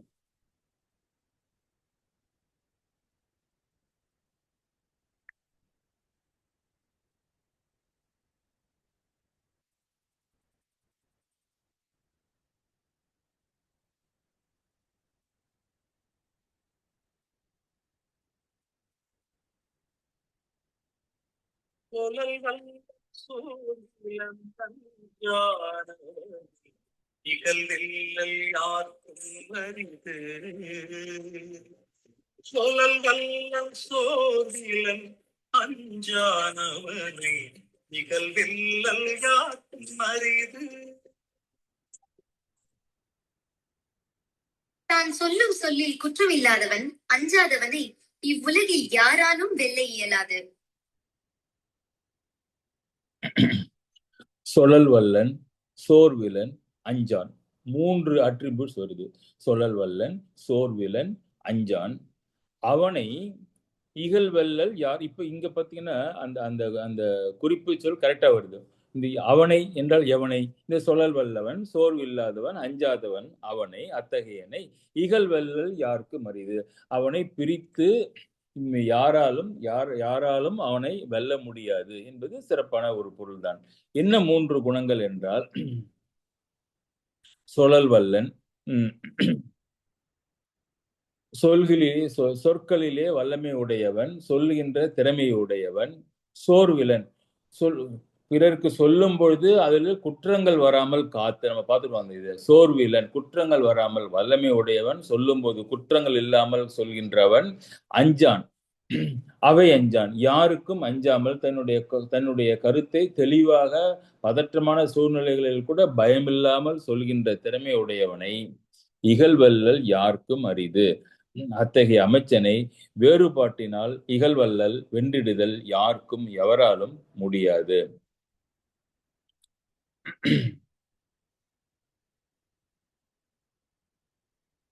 அப்ப எதனாலே அஞ்சான் என்றால், ஒரு கருத்தை நாம் சொல்லுகின்ற பொழுது இந்த சொல்கின்ற கருத்து அவையினோருக்கும் மற்றவர்களுக்கும் மாறுபட்ட கருத்தாக இருந்தாலும் அதற்கு அஞ்சாமல் அவருடைய மாறுபாட்டை, அவருடைய அப்போசிஷனை தெரிந்து கொண்டும் அதற்கு அஞ்சாமல் சொல்லி அவருடைய கருத்தை திருத்தி அவர்களை தம் பக்கம் சேர்த்து கொள்கின்ற திறமை தேவைப்படுகின்றதனாலே அஞ்சாது இருத்தல் சொல்பவனுடைய குணங்களில் மிக முக்கியமாக கருதப்படுகின்றது. we will discuss this அந்த அஞ்சான் என்பதற்கு மார்க் ஆண்டனியுடைய ஸ்பீச் ஒரு சிறந்த மார்க் ஆண்டனியுடைய ஸ்பீச்சுங்கிறது பல விதங்களிலே சிறந்த உதாரணம். அது அது அடுத்த வாரம் சமயம் இருக்கின்ற பொழுது அதை பற்றி சிந்திப்போம். சொலல் வல்லன் தமக்கு ஒரு காரியத்தை நாம் நிகழ்த்த வேண்டும். இங்க நல்ல ஞாபகம் வச்சுக்கணும், சொல்வன்மை என்பது சொற்களினுடைய அடுக்கு தொடரினாலும் நயத்தையும் மகிழ்ந்து அதிலே சிறகாய்த்து வள்ளுவர் சொல்லவில்லை. சொல்லினால் ஒரு காரியத்தை சாதித்து கொள்ளுகின்ற வல்லமை. அமைச்சனுக்கு அதுதான் தேவை. நல்ல கிராமபோன் ரெக்கார்டு மாதிரி நல்ல அழகா நான் பேசிட்டேன்னு பேசுறதுனால என்ன விளைந்தது என்பதுதான் நாம் பார்க்க வேண்டும். காரியத்தை முடிப்பதற்கு உரிய வல்லமையை சொல்லினுடைய வல்லமையினாலே அவன் நிகழ்த்தி காட்டுகிறது தான் இங்கே சொல்வன்மை என்பது. அத்தகைய சொல்வன்மை உடையவன் சோர்விலன். அந்த சொல்லை சொல்கின்ற பொழுது மறக்காமல், முன்பின் முரண் இல்லாமல், எந்தையும் விட்டுவிடாமல் சொல்கின்ற திறமையும். அஞ்சான் அந்த சொல்லுகின்ற கருத்தை எத்தகைய சூழ்நிலையாக இருந்தாலும் அதற்கு அஞ்சாமல் ஒருவன் சொல்லுகின்ற திறமை உடையவனாக இருந்தால் மற்றோர் யாராலும் அவனை வெல்லுவது என்பது இயலாத காரியமாகும். இது இந்த இங்க எதற்க ஒரு பாட்டுலயும் ஒரு ஆஸ்பெக்ட் புதுசா கொண்டு வர்றாரு பாருங்க. அஞ்சான் என்பதற்கு மார்க் ஆண்டனியை பார்க்க போறோம். இருந்தாலும் முன்பே இப்பொழுது ஒரு அஞ்சானுக்கு ஒரு உதாரணம் சொல்கின்றேன். இது அவையிலே பேசுவது என்பதும் நல்ல ஒரு பெரிய கருத்தை எடுத்து சொல்வது என்பதும் பெரிய அச்சத்தை உண்டாக்குகின்ற உரியது. ஒரு கோர்ட்டிலே நம்ம தென்னாலிராமன் மாதிரி ஒரு ஜஸ்டர், ஒரு அமைச்சர் ஒருத்தர் இருந்தார். விகடகவின்னு வச்சுங்களேன். அது மாதிரி நம்ம கேலியும் கூத்தும் அவரிடம் எப்பொழுதுமே இருக்கும். அரசனே கோபப்பட்டாலும் மகிழ்ந்து மன்னித்து விடுவார் மாதிரி அவர் இருப்பவர் கோர்ட் ஜஸ்டிஸ்ன்னு பேரு.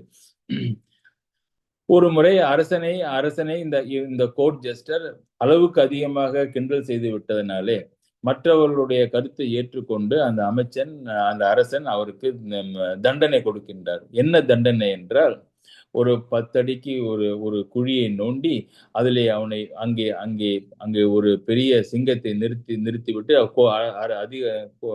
அரண்மனையிலே இருக்கின்ற சிங்கத்தை அங்கே விட்டு அதிலே கொண்டு போய் போட்டு விடுங்கள். இனிமே என்னால இவருடைய இழிவு சொற்களை என்னால் தாங்கிக் கொள்ள முடியாது என்று அரசன் முடிவு செய்து தண்டனை கொடுக்கப்பட்டது.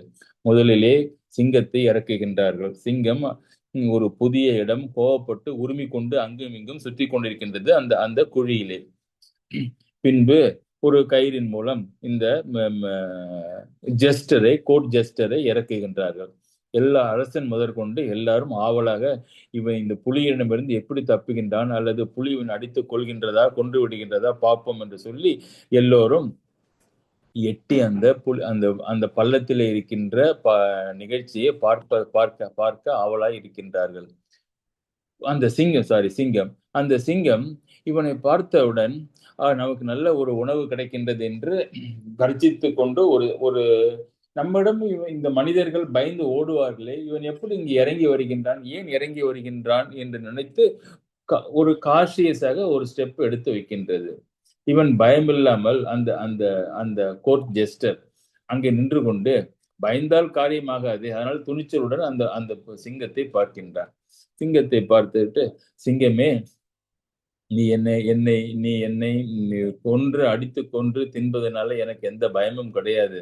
ஆனால் அப்படி செய்வதற்கு முன் நான் உனக்கு ஒரு எச்சரிக்கை கொடுக்கின்றேன். உண்மையில் நல்ல எண்ணத்தினாலே அதை நினைத்து பார்த்து நீ செய் என்று. சிங்கம், என்ன மனிதன் நம்மிடம் பயமில்லாமல் இப்படி பேசுகின்றான், அதுவும் எனக்கு எச்சரிக்கை கொடுக்கின்றான இவன் என்று சொல்லி, என்ன எச்சரிக்கை அப்படி என்றால், இந்த சிங்கம் இந்த மனிதன் என்ன சொன்னான், ஜஸ்டர் என்ன சொன்னான் என்றால், நீ என்னை அடி, கொன்று கடித்து தின்று விடு, அதற்கு பிறகு உன்னை மேலே தூக்குவார்கள், தூக்கி உன்னுடைய அந்த அந்த கூண்டிலே அடைத்துவிட்டு இப்பொழுது நீ அந்த கோர்ட் ஜெஸ்டரை நீ அடித்து கொன்றாயே, அதை பற்றி சுருக்கமாக 20 வரிகளிலே சொல் என்று உன்னை பேச சொல்லுவார்கள் மக்களை நோக்கி என்று அவன் சொல்ல, அப்படியே சிங்கம் நடுங்கி விட்டது. எனக்கு பேச வராதே, எனக்கு என்று நடுங்கியது. அப்படியே அமைதியாக பின்னாலே சென்று அமர்ந்து கொண்டது. இந்த இந்த இந்த ஜெஸ்டரை பார்த்து இந்த சிங்கம் கொல்லாத காரணத்தினாலே சிங்கத்தையும் மேலே தூக்கி விட்டார்கள் தனியாக. பின்பு அந்த ஜெஸ்டரையும் மேலே தூக்கிவிட்டு ஒரு ஒரு எல்லோரும் அவரை கைத்தட்டி பாராட்டி அரசன் கேட்டான், நாங்கள் மேலிருந்து பார்த்து கொண்டிருந்தோம், நீ ஏதோ சிங்கத்திடம் ஒன்று சொன்னாய், அது அப்படியே பயந்து நடுங்கி அமர்ந்து விட்டது, அப்படி என்ன சொன்னாய் என்று கேட்க, அது ஒண்ணுமில்லை மன்னா, நீ என்னை அடித்து கொல்வதனாலே ஒன்றும் பிரச்சனை இல்லை. ஆனால் கொன்ற பிறகு இங்கே 20 சென்டென்ஸிலே அதை பற்றி அவன் சிங்கம் பேச வேண்டும் என்று சொன்னேன். அவைக்கு அஞ்சிய அந்த சிங்கம் அதனாலே என்னை கொல்லாமல் தின்று விட்டுவிட்டது என்று சொன்னான். அப்படி என்றால் இந்த அவைக்கு அஞ்சாமல் பேசுவது என்பது சிறந்த சொல்வன்மைகளிலே ஒரு முக்கியமான ஒரு வன்மையாகும் என்று சொல்லி இந்த குறளை முடிக்கின்றார். சொல்லல் வல்லன் சோர்விலன் அஞ்சான் அவனை இகழ்வல்லில் யாருக்கும் அரிது என்ற 647வது குறளுடன் இன்றைய சிந்தனையை பூர்த்தி செய்து 648, 649, 500 என்ற 650 என்ற 3 குறள்களையும் வருகின்ற ஞாயிற்றுக்கிழமையிலே நல்ல சிறந்த சரித்திரத்திலே இருக்கின்ற சிறந்த சொல்வன்மைக்குரிய எடுத்துக்காட்டுகளையும் நிகழ்ச்சிகளையும் இலக்கியத்திலும் சரித்திரத்திலும் இருப்பதை எடுத்துக்காட்டு கொண்டு சிந்தனை செய்வோம் என்று சொல்லி அது இப்பொழுதே நான் சொல்கின்றேன். நீங்கள் முடிந்தால் அதை படித்து விட்டும் வரலாம். மார்ட்டின் லூதர் கிங் என்பவருடைய ஐ ஹாவ் எ ட்ரீம் என்ற ஸ்பீச். அடுத்தது ஆப்ரஹாம் லிங்கனுடைய Gettysburg address, the nation for the people, by the people, of the people என்பதும், Jawaharlal நேருடைய when the world wakes up, when the world sleeps, India wakes to life and freedom என்ற freedom speech. அப்புறம் அனுமனுடைய ராமாயணத்திலே வருகின்ற பேச்சுக்கள், இவற்றை எல்லாம் நாம் சிந்தித்து எப்படி இவை சொல்வன்மையினாலே சிறந்து விளங்குகின்றன என்று. அப்கோர்ஸ் இந்த Brutus Julius Caesar, Brutus and Brutus is an honorable man என்று முடிக்கின்ற ஆண்டனியுடைய ஸ்பீச் எல்லாவற்றையும் எடுத்துக்காட்டி சிந்தனை செய்வோம் என்று சொல்லி வந்தமைக்கு நன்றி பாராட்டி அமைகின்றேன். நன்றி, வணக்கம்.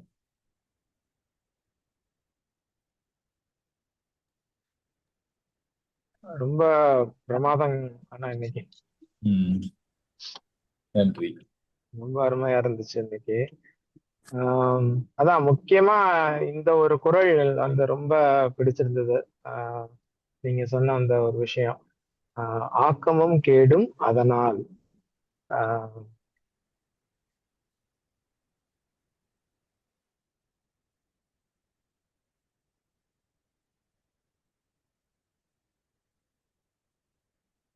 ஹலோ, கனெக்ஷன் போயிட்டு சங்கர். அதனால சரியா கேட்கலன்னு நினைக்கிறேன்.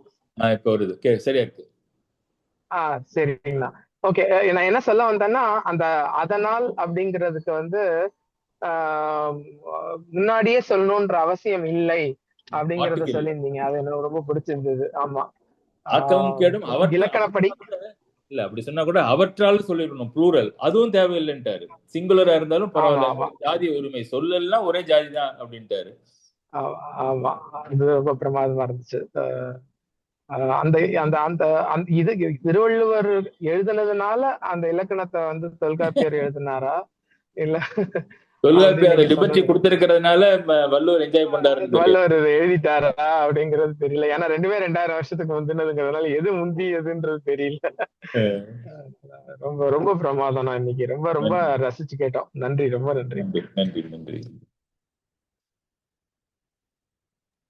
வணக்கம் சார். வணக்கம், வணக்கம். ரொம்ப சிறப்பா இருந்தது சார் இன்னைக்கு. உங்களுக்கு பிடிச்ச குரல் வந்தது? பர்டிகுலரா அந்த 643வது குறளுக்கு அந்த தகை அவாய் அதுக்கு விரிவா சொன்னீங்க பாருங்க. ஆமா, தகை அவாய் என்று ரெண்டா ஆமா ஆமா பிரிச்சு ஆமா அந்த ஆமா ஆமா அந்த குறளை படிச்சிருந்த வழி அப்ப அந்த அளவுக்கு எனக்கு புரியல. இப்ப அது நல்லா ரொம்ப புரிஞ்சு போச்சு அந்த இருக்கு. அப்புறம் word power, selection of words, அது ரொம்ப இம்பார்ட்டன்ட். அது பர்டிகுலரா அந்த அறிஞர் அண்ணாதுரை சொன்னீங்க இல்லையா, சித்திரை, பத்தரை, நித்திரை, முதிரைன்னு சொல்லிட்டு அந்த மாதிரி அடுக்கு தொடர்ல சொன்னா எல்லாருக்கும் ரொம்ப பிடிக்குது. எந்த ஃபங்க்ஷன்லயும் அந்த மாதிரி சொல்றது ரொம்ப ரொம்ப ரொம்ப நல்ல விஷயம். அது அவங்க அப்படி பேசியாதான் பெரிய ஆட்சி திறமை. பிடிச்சாங்க. ஆமா, பெரிய திறமை அது இப்படி பேசுறது, ஆமா ஆமா, அடுக்கு தொடர்ல பேசுறது எனக்கு ரொம்ப சிறப்பாவே இருந்தது சார். நன்றி நன்றி. நன்றி நன்றி. சிலப்பதிகாரத்துல கொன்றுவா என்று வாய் தவறி சொல்லிட்டாரு அரசன். கொண்டுவான்னு அவன் கேட்டான், கோவலனே அங்க அழைச்சிட்டு வான்னு, கொண்டுவான்னு கொன்றுவான்னு சொல்லிட்டாங்க. அவர் தவறி போய் அந்த வார்த்தை எவ்வளவு முக்கியங்கிறதுக்கு ஒரு கோவலனுடைய இறப்பே அந்த வார்த்தைக்கு காரணமாயிட்டது பாருங்க. ஆமா ஆமா. ஓகே. நம்ம ராஜு சார் கவிதைகள்ல நிறைய அடுக்கு தொடர் வருது, ரைமிங்ஸ், இங்கிலீஷ்லயும் தமிழ்லயும் ரெண்டுலயும். அதனாலதான் என்ஜாய் பண்ணி சொல்றாரு அந்த பாயிண்ட். அவர்களுக்கு நம்மளால எழுத முடியாது. அண்ணாதுரை பத்தரைன்னு இப்பதான் ஆரம்பம் சார். நான் ரொம்ப தமிழ்ல எழுதுனதில்லை, இப்பதான் 3-4 மாசமா எழுதிட்டு இருக்கேன். சிறப்பு சிறப்பு. சொல்லுங்க கணேஷ். இல்ல, அண்ணாதுரை பத்தரைன்னு சொன்னதுனால நம்ம இப்ப 10 மணிக்கு மேல வைக்க கூடாதுட்டாங்க கேம்பெயின். ஓஹோ, அப்ப பத்தரை ஒரு இதுல இருக்கு அந்த புக்ல. அந்த டைப் சும்மா ஜஸ்ட் ஃபார் ஃபன். மாதமோ சித்திரை, நேரமோ பத்தரை, உங்களுக்கோ கண்களில் நித்திரை போடுங்க முத்திரை. இல்ல அதெல்லாம் அந்த இன்ஸ்டன்டா பேசுறாங்கல்ல, அதான் அவனுடைய சிறப்பு. ஸ்பான்டேனியஸா அந்த அவங்களோட அந்த ஸ்கில் இருக்கு அவங்களுக்கு எல்லாம். ஆமா, அந்த மொமெண்ட்ல அப்படியே வந்துருது ஃப்ளோ. அதான்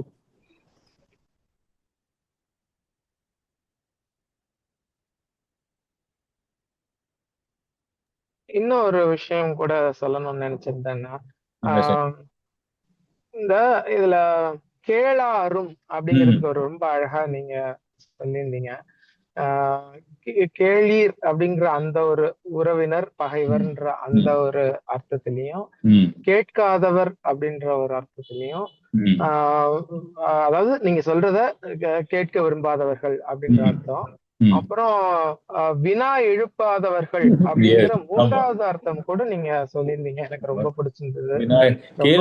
கேள்வி கேட்காதவர்கள், கேள்வி கேட்டவர்கள். கேள்வி கேட்டவர்கள் நமக்கு ஓரளவுக்கு ஃப்ரெண்ட் ஆயிடுறாங்கன்னா அவங்க என்ன சந்தேகம்னு தெரியுது, நம்ம சொல்லுக்காக அவங்க இது பண்றோம். கேளாதவங்க, கேள்வி கேட்காதவங்க அவங்க. அப்புறம் இன்னொன்னு இருக்கு, ஹோஸ்டைலா இருக்கும்.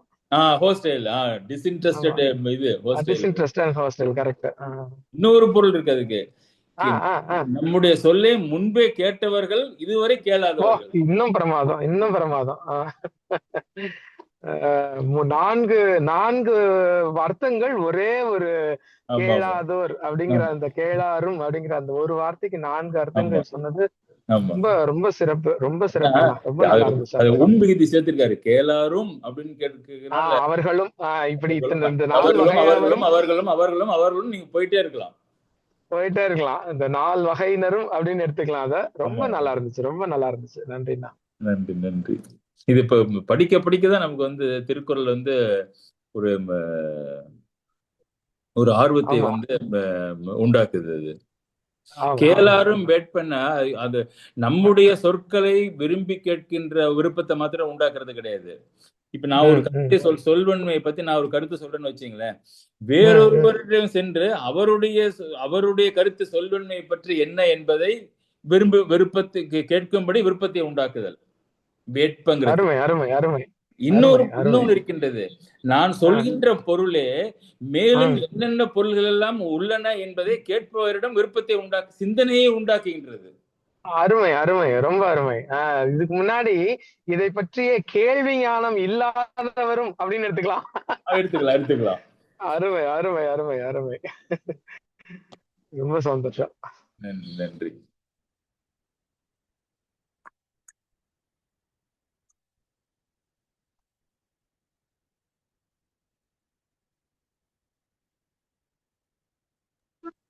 அதே மாதிரி ஐயா இன்னொரு விஷயம் சாரி சொல்லுங்க. பேச வைக்க என்ன பேசுறது கேட்கறதான்னு கேட்டேன். கேக்குதுங்க. நீங்க பேசி முடிச்சிருங்க, அப்புறம் பேசுறேன். இல்ல நீங்க சொல்லலாம். அவர் நிறைய பேசியிருக்காரு. நீங்க சொல்லுங்க, ஒண்ணும் பிரச்சனை இல்ல. யார் வேணாலும் பேசலாம். 3, 4, 5, 6, 7 வரைக்கும் உள்ள அத்தனை குறள்களுமே ரொம்ப சிறப்பாக இருந்தது. அதாவது சொல்லுக சொல்லை பெரிதிரு சொல், அச்சொல்லை வெல்லும் சொல் இன்மைய. அதற்கு அதாவது காலம் கருதி நாளே வார்த்தைய வரிசையா போட்டதுனால அவருக்கு ஒரு அடுக்கு தொடரா பேசி ஒரு வாழ்க்கை சாதித்தார். அந்த எடுத்துக்காட்டு எடுத்த ரொம்ப அழகா சொன்னீங்க. அதுக்கப்புறம் இந்த அஞ்சான் அப்படிங்கிறது சொன்னீங்க இல்லையா? இந்த அஞ்சான்ங்கிறதுக்கு எனக்கு ஒரு செய்தி ஞாபகத்துக்கு வந்தது. சோழருக்கு பெண் கேட்பதற்காக புகழேந்தி அவர் பேர் என்ன, ஒட்டக்கூத்தர் வந்து பாண்டியன் இடத்துல செல்கிறார். பாண்டியனுடைய மகள் தான் அருள்மொழின்னு நினைக்கிறேன், அவருடைய மனைவியா சோழருக்கு பிற்காலத்தில் மனைவியா வர்றா. அங்க போகும்போது மல்லிகை வெண்சங்குங்கிற ஏதோ ஒரு பாடல் ஒன்று பாடுறாரு அவரு. அந்த பாடல்கள்லாம் பாடி கவிதையெல்லாம் பாராட்டிய பிறகு இது சோழர் சொல்ற, எங்க மன்னன் புறமுது காட்டி ஓடுற எங்க மன்னன் ஏதோ ஒரு 2 வரி வரும். அதாவது என் மன்னன் யாருக்கும் முதுகுல அம்பெய்வதில்லைன்னு சொல்றாரு நினைக்கிறேன் இவர் ஒட்டக்கூத்தர். அதுக்கு புகழேந்தி சொல்றாரு, புறமுது காட்டி ஓடுற மேல நான் எங்க மன்னர் வந்து செய்வதில்லை. இது வந்து ஒட்டக்கூத்தரை மட்டம் தட்டியதாக ஒரு படுகிறது ஒட்டக்கூத்தருக்கு. அதனால பாண்டியனுடைய பெண்ணான இவன் ஒட்டக்கூத்தர் மறைந்து கொண்டு வந்த பிறகு அவனோட சீதனமாக வந்தவர் புகழேந்தி. அவரை வந்து சிறையில வைத்து விடுகிறான் சோழன். அது இவருடைய அட்வைஸ்னால வச்சிடறான். அப்போ சோழன் அவருடைய மனைவியிட்ட போகும்போது சமாதான ஊழல் போகும்போது யார் அது, நான் ஒட்டக்கூத்தர் வந்திருக்கிறேன், ஒட்டக்கூத்தர் பாட்டுக்கு 8 தாப்பால் போட்டதாக ஒரு வரலாறு சொல்லுவாங்க. அதுக்கு பிறகு ஜெயில வைத்த பிறகு அதுக்கு பிறகு ஏதோ ஒரு சந்தர்ப்பம், அதாவது இவருக்கு எதிர்கரையா கருத்து சொன்னோமானால் இவர் என்ன செய்வார் என்று அவருக்கு தெரிந்துதான் இருந்திருக்கும் புகழேந்திக்கு. அப்படி இருந்தா அந்த அஞ்சாமல் அவருக்கு எதிராக ஒரு கருத்தை, புறமுது காட்டி ஓடுறது இல்லைன்னா புறமுது காட்டி ஓடுற முதுகுல எய்யறது இல்லைன்னு சொல்றது வந்து அது எதை விட பெருமையானதா போச்சு இல்லையா? அந்த அடிப்படையில புகழேந்தியை செயல வச்சார். பிறகு அவரு ஒரு காலத்துல புகழேந்தியுடைய பாட்டுக்கு அடிமையானார் ஒட்டக்கூத்தர் என்று சொல்வார்கள். இந்த செய்தி எனக்கு ஞாபகத்துக்கு இந்த அஞ்சான் புலவர்களிடத்திலே இந்த அஞ்சாத்தன்மை இருந்தது அப்படின்னு செய்தி. கண்டிப்பா எல்லா நிறைய புலவர்களுடைய நிகழ்ச்சிகளை பார்த்திருக்கோம். ஔவையார்ல இருந்து கம்பன் வரைக்கும் வந்து அவங்களுக்கு வந்து பயம் என்பதே இல்லை. என்ன வந்து கலை தெய்வத்தினுடைய குரங்கேற்றுக் கொள்ளாத கும்பு உண்டோ அப்படின்னு ஒரு கம்பர் பாடினார் கூட சொல்லுவாங்க இல்லையா? சிறப்பாக இருந்தது. நீங்க பேசி எல்லா குரல்களுமே நல்லா இருந்தது. பலரை தொட்டதுனால அட்லீஸ்ட் இதை தொடலாம் என்று தோன்றியது. எனக்கு இந்த செய்தி ஞாபகத்துக்கு வந்ததுனால தொட்டேன். நான் கேட்டு மகிழ்ந்ததுக்கு நன்றி. நன்றி ஐயா.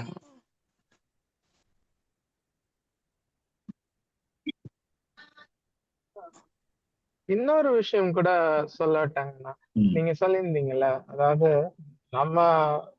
நம்மளுடைய சொல்லை பற்றி அவ்வளவு உயர்வாக இருக்க வேண்டும் என்று சொல்லும் அதே வள்ளுவர் இன்னொருத்தர் சொல்லும் போது நீ கேட்கும் இடத்தில் இருக்கும் போது அதை நீ அப்ளை பண்ணிடாத அந்த ஸ்டாண்டர்ட அப்படின்னு சொன்னது எனக்கு ரொம்ப ஒரே பாட்டிலேயே அந்த விஷயத்த, அந்த கான்ட்ராஸ்ட் வந்து எனக்கு அப்படி என்னடா இது. அதாவது நான் அந்த வள்ளலாரும் திருக்குறளும்னு ஒரு சின்ன விவாத மேடை நடந்தது போன வாரம். அப்போ அதுல வந்து இந்த கருத்து வெளியில வந்துச்சு. வள்ளுவர் பெருந்தகை வந்து ஒரு விஷயத்த வந்து பாத்தீங்கன்னா, ஒரு இடத்துல ஒரு தனி மனித அறம்ங்கிறதுக்கு எந்த அளவுக்கு, அது தனி மனித அறம் மட்டும் இல்ல, இந்த கிட்டத்தட்ட ஜெயகாந்தன் நாவல் மாதிரி சில நேரங்களில் சில அறங்கள் மாதிரி ஒவ்வொரு விஷயத்தையும் எடுத்து அதை தலை தூக்கி மேல வச்சுட்டு இந்த ஒரு அறம் செஞ்சா போதும், நீ வேற எதுவும் செய்ய வேணாம் அப்படின்னு சொல்லிடுவாரு. அடுத்த பாட்டுலயே அடுத்த அதிகாரத்திலேயே வேற ஒரு விஷயத்தை எடுத்து இதுதான் பெருசு, இதை விட்டா வேற எதுவுமே உலகத்துல இல்ல. ஒரு சின்ன எக்ஸாம்பிள், உண்மையை தவிர வேற அறமே கிடையாதுன்னு 2 வாரம் முன்னாடி பார்த்தோம். அதே பாத்தீங்கன்னா பசிப்பினி மாதிரி ஒரு அறமே இல்ல, வேற எதுவுமே பசிப்பினி நீக்குவது போல வேற ஒரு அறமே கிடையாதுன்னு இன்னொரு இடத்துல அந்த விஷயத்த தூக்கி வச்சு பேசுவாரு. அப்போ ஒவ்வொரு அதிகாரத்திலையும் அதாவது உண்மை, அது எல்லாமே உண்மைங்கிறது நமக்கு ரியலைஸ் பண்றோம். உலக பொதுமறை தான் அவை என்பதை நாம ரியலைஸ் பண்றோங்கிறதா அதுல பியூட்டி எனக்கு. கரெக்ட். இல்ல ஒவ்வொரு அதாவது இவ்வளவு கான்ட்ரவர்சி இருக்கிற ஒரு ஒரு அறநூல்ல கான்ட்ரவர்சி இருக்கக்கூடாது. இவ்வளவு கான்ட்ரவர்சி இருக்கிற அறநூல் தூக்கி தூக்கி பேசும்போது, ஒவ்வொன்றையும் தூக்கி தூக்கி வச்சு பேசும்போது, இவ்வளவு கான்ட்ரவர்சியோட இருக்கிற அறநூல் உலக பொதுமறையா இருக்குது. அவன் டால்ஸ்டாய் காந்திக்கு எழுதுறாரு, திருக்குறள் படிச்சுதான் நான் அறநூலே எழுதுறேங்கிறாரு. மகாத்மா காந்தி அதுக்கப்புறம் தான் தமிழ்நாட்டுக்கே வராருன்னு சொல்றாங்க. அதனால அதாவது விவரிக்கவே முடியாது. இன்னைக்கு ரொம்ப அழகா இந்த ஒரே குரல்ல 2 விஷயத்த வச்சது எனக்கு ரொம்ப ஹாப்பி ஆயிடுச்சு நீங்க சொன்னது. இந்த விஷயத்தையும் யாருக்கு சொல்றாருன்னு சொன்னா, சொல்லிலே வன்மை இருக்கிறவனுக்கு கொள்கையா இருக்க ஒன்றுங்கிறாரு. அதாவது பேச தெரியாத அவனை பத்தி பிரச்சனை இல்லை, உனக்குதான் பேச தெரியும், உனக்கு இருக்கணும் அப்படிங்கிறாரு. அருமை அருமை. அது சூப்பர். உனக்கு தெரியும்ல, அவன் இந்த இடத்துல அவ்வளவு அருமையாக பேசவில்லைன்னு உனக்கு தான் தெரியும், ஏன்னா நீ சொல்லல. Exactly, he is addressing to the people who think they are eloquent in speech.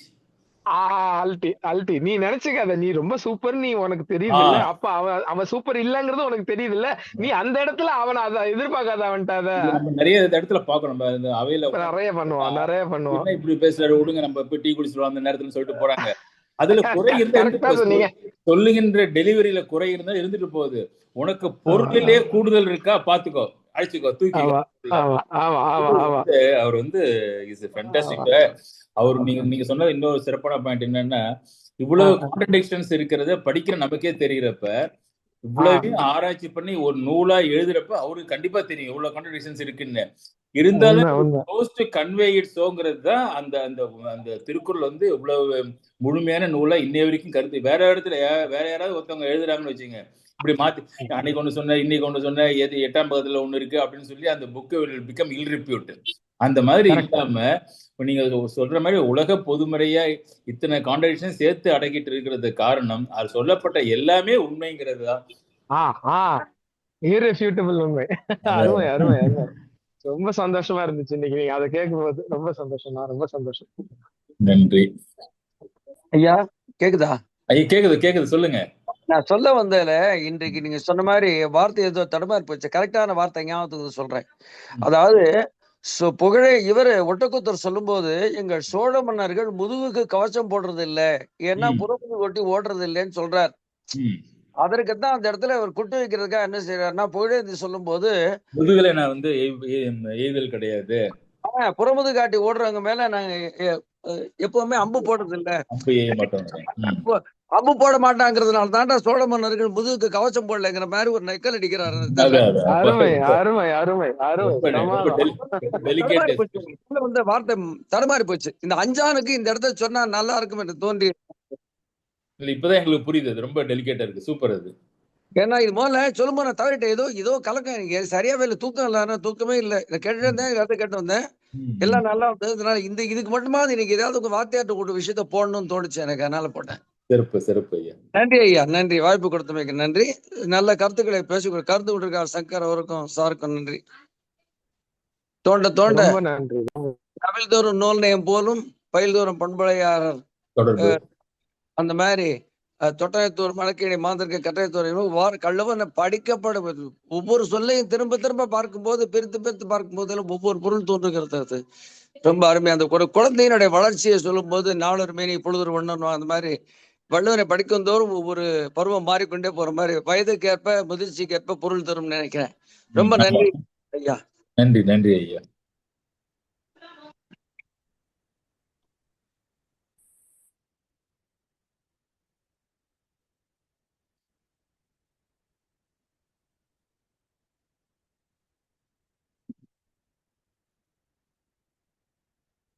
வேற இன்னும் கருத்தில்லை என்றால் இத்துடன் நிகழ்ச்சியை முடித்துக்கொண்டு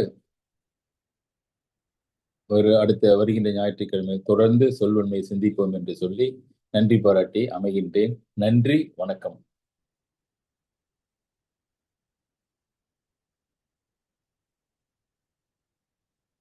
நன்றி அண்ணா. நன்றி.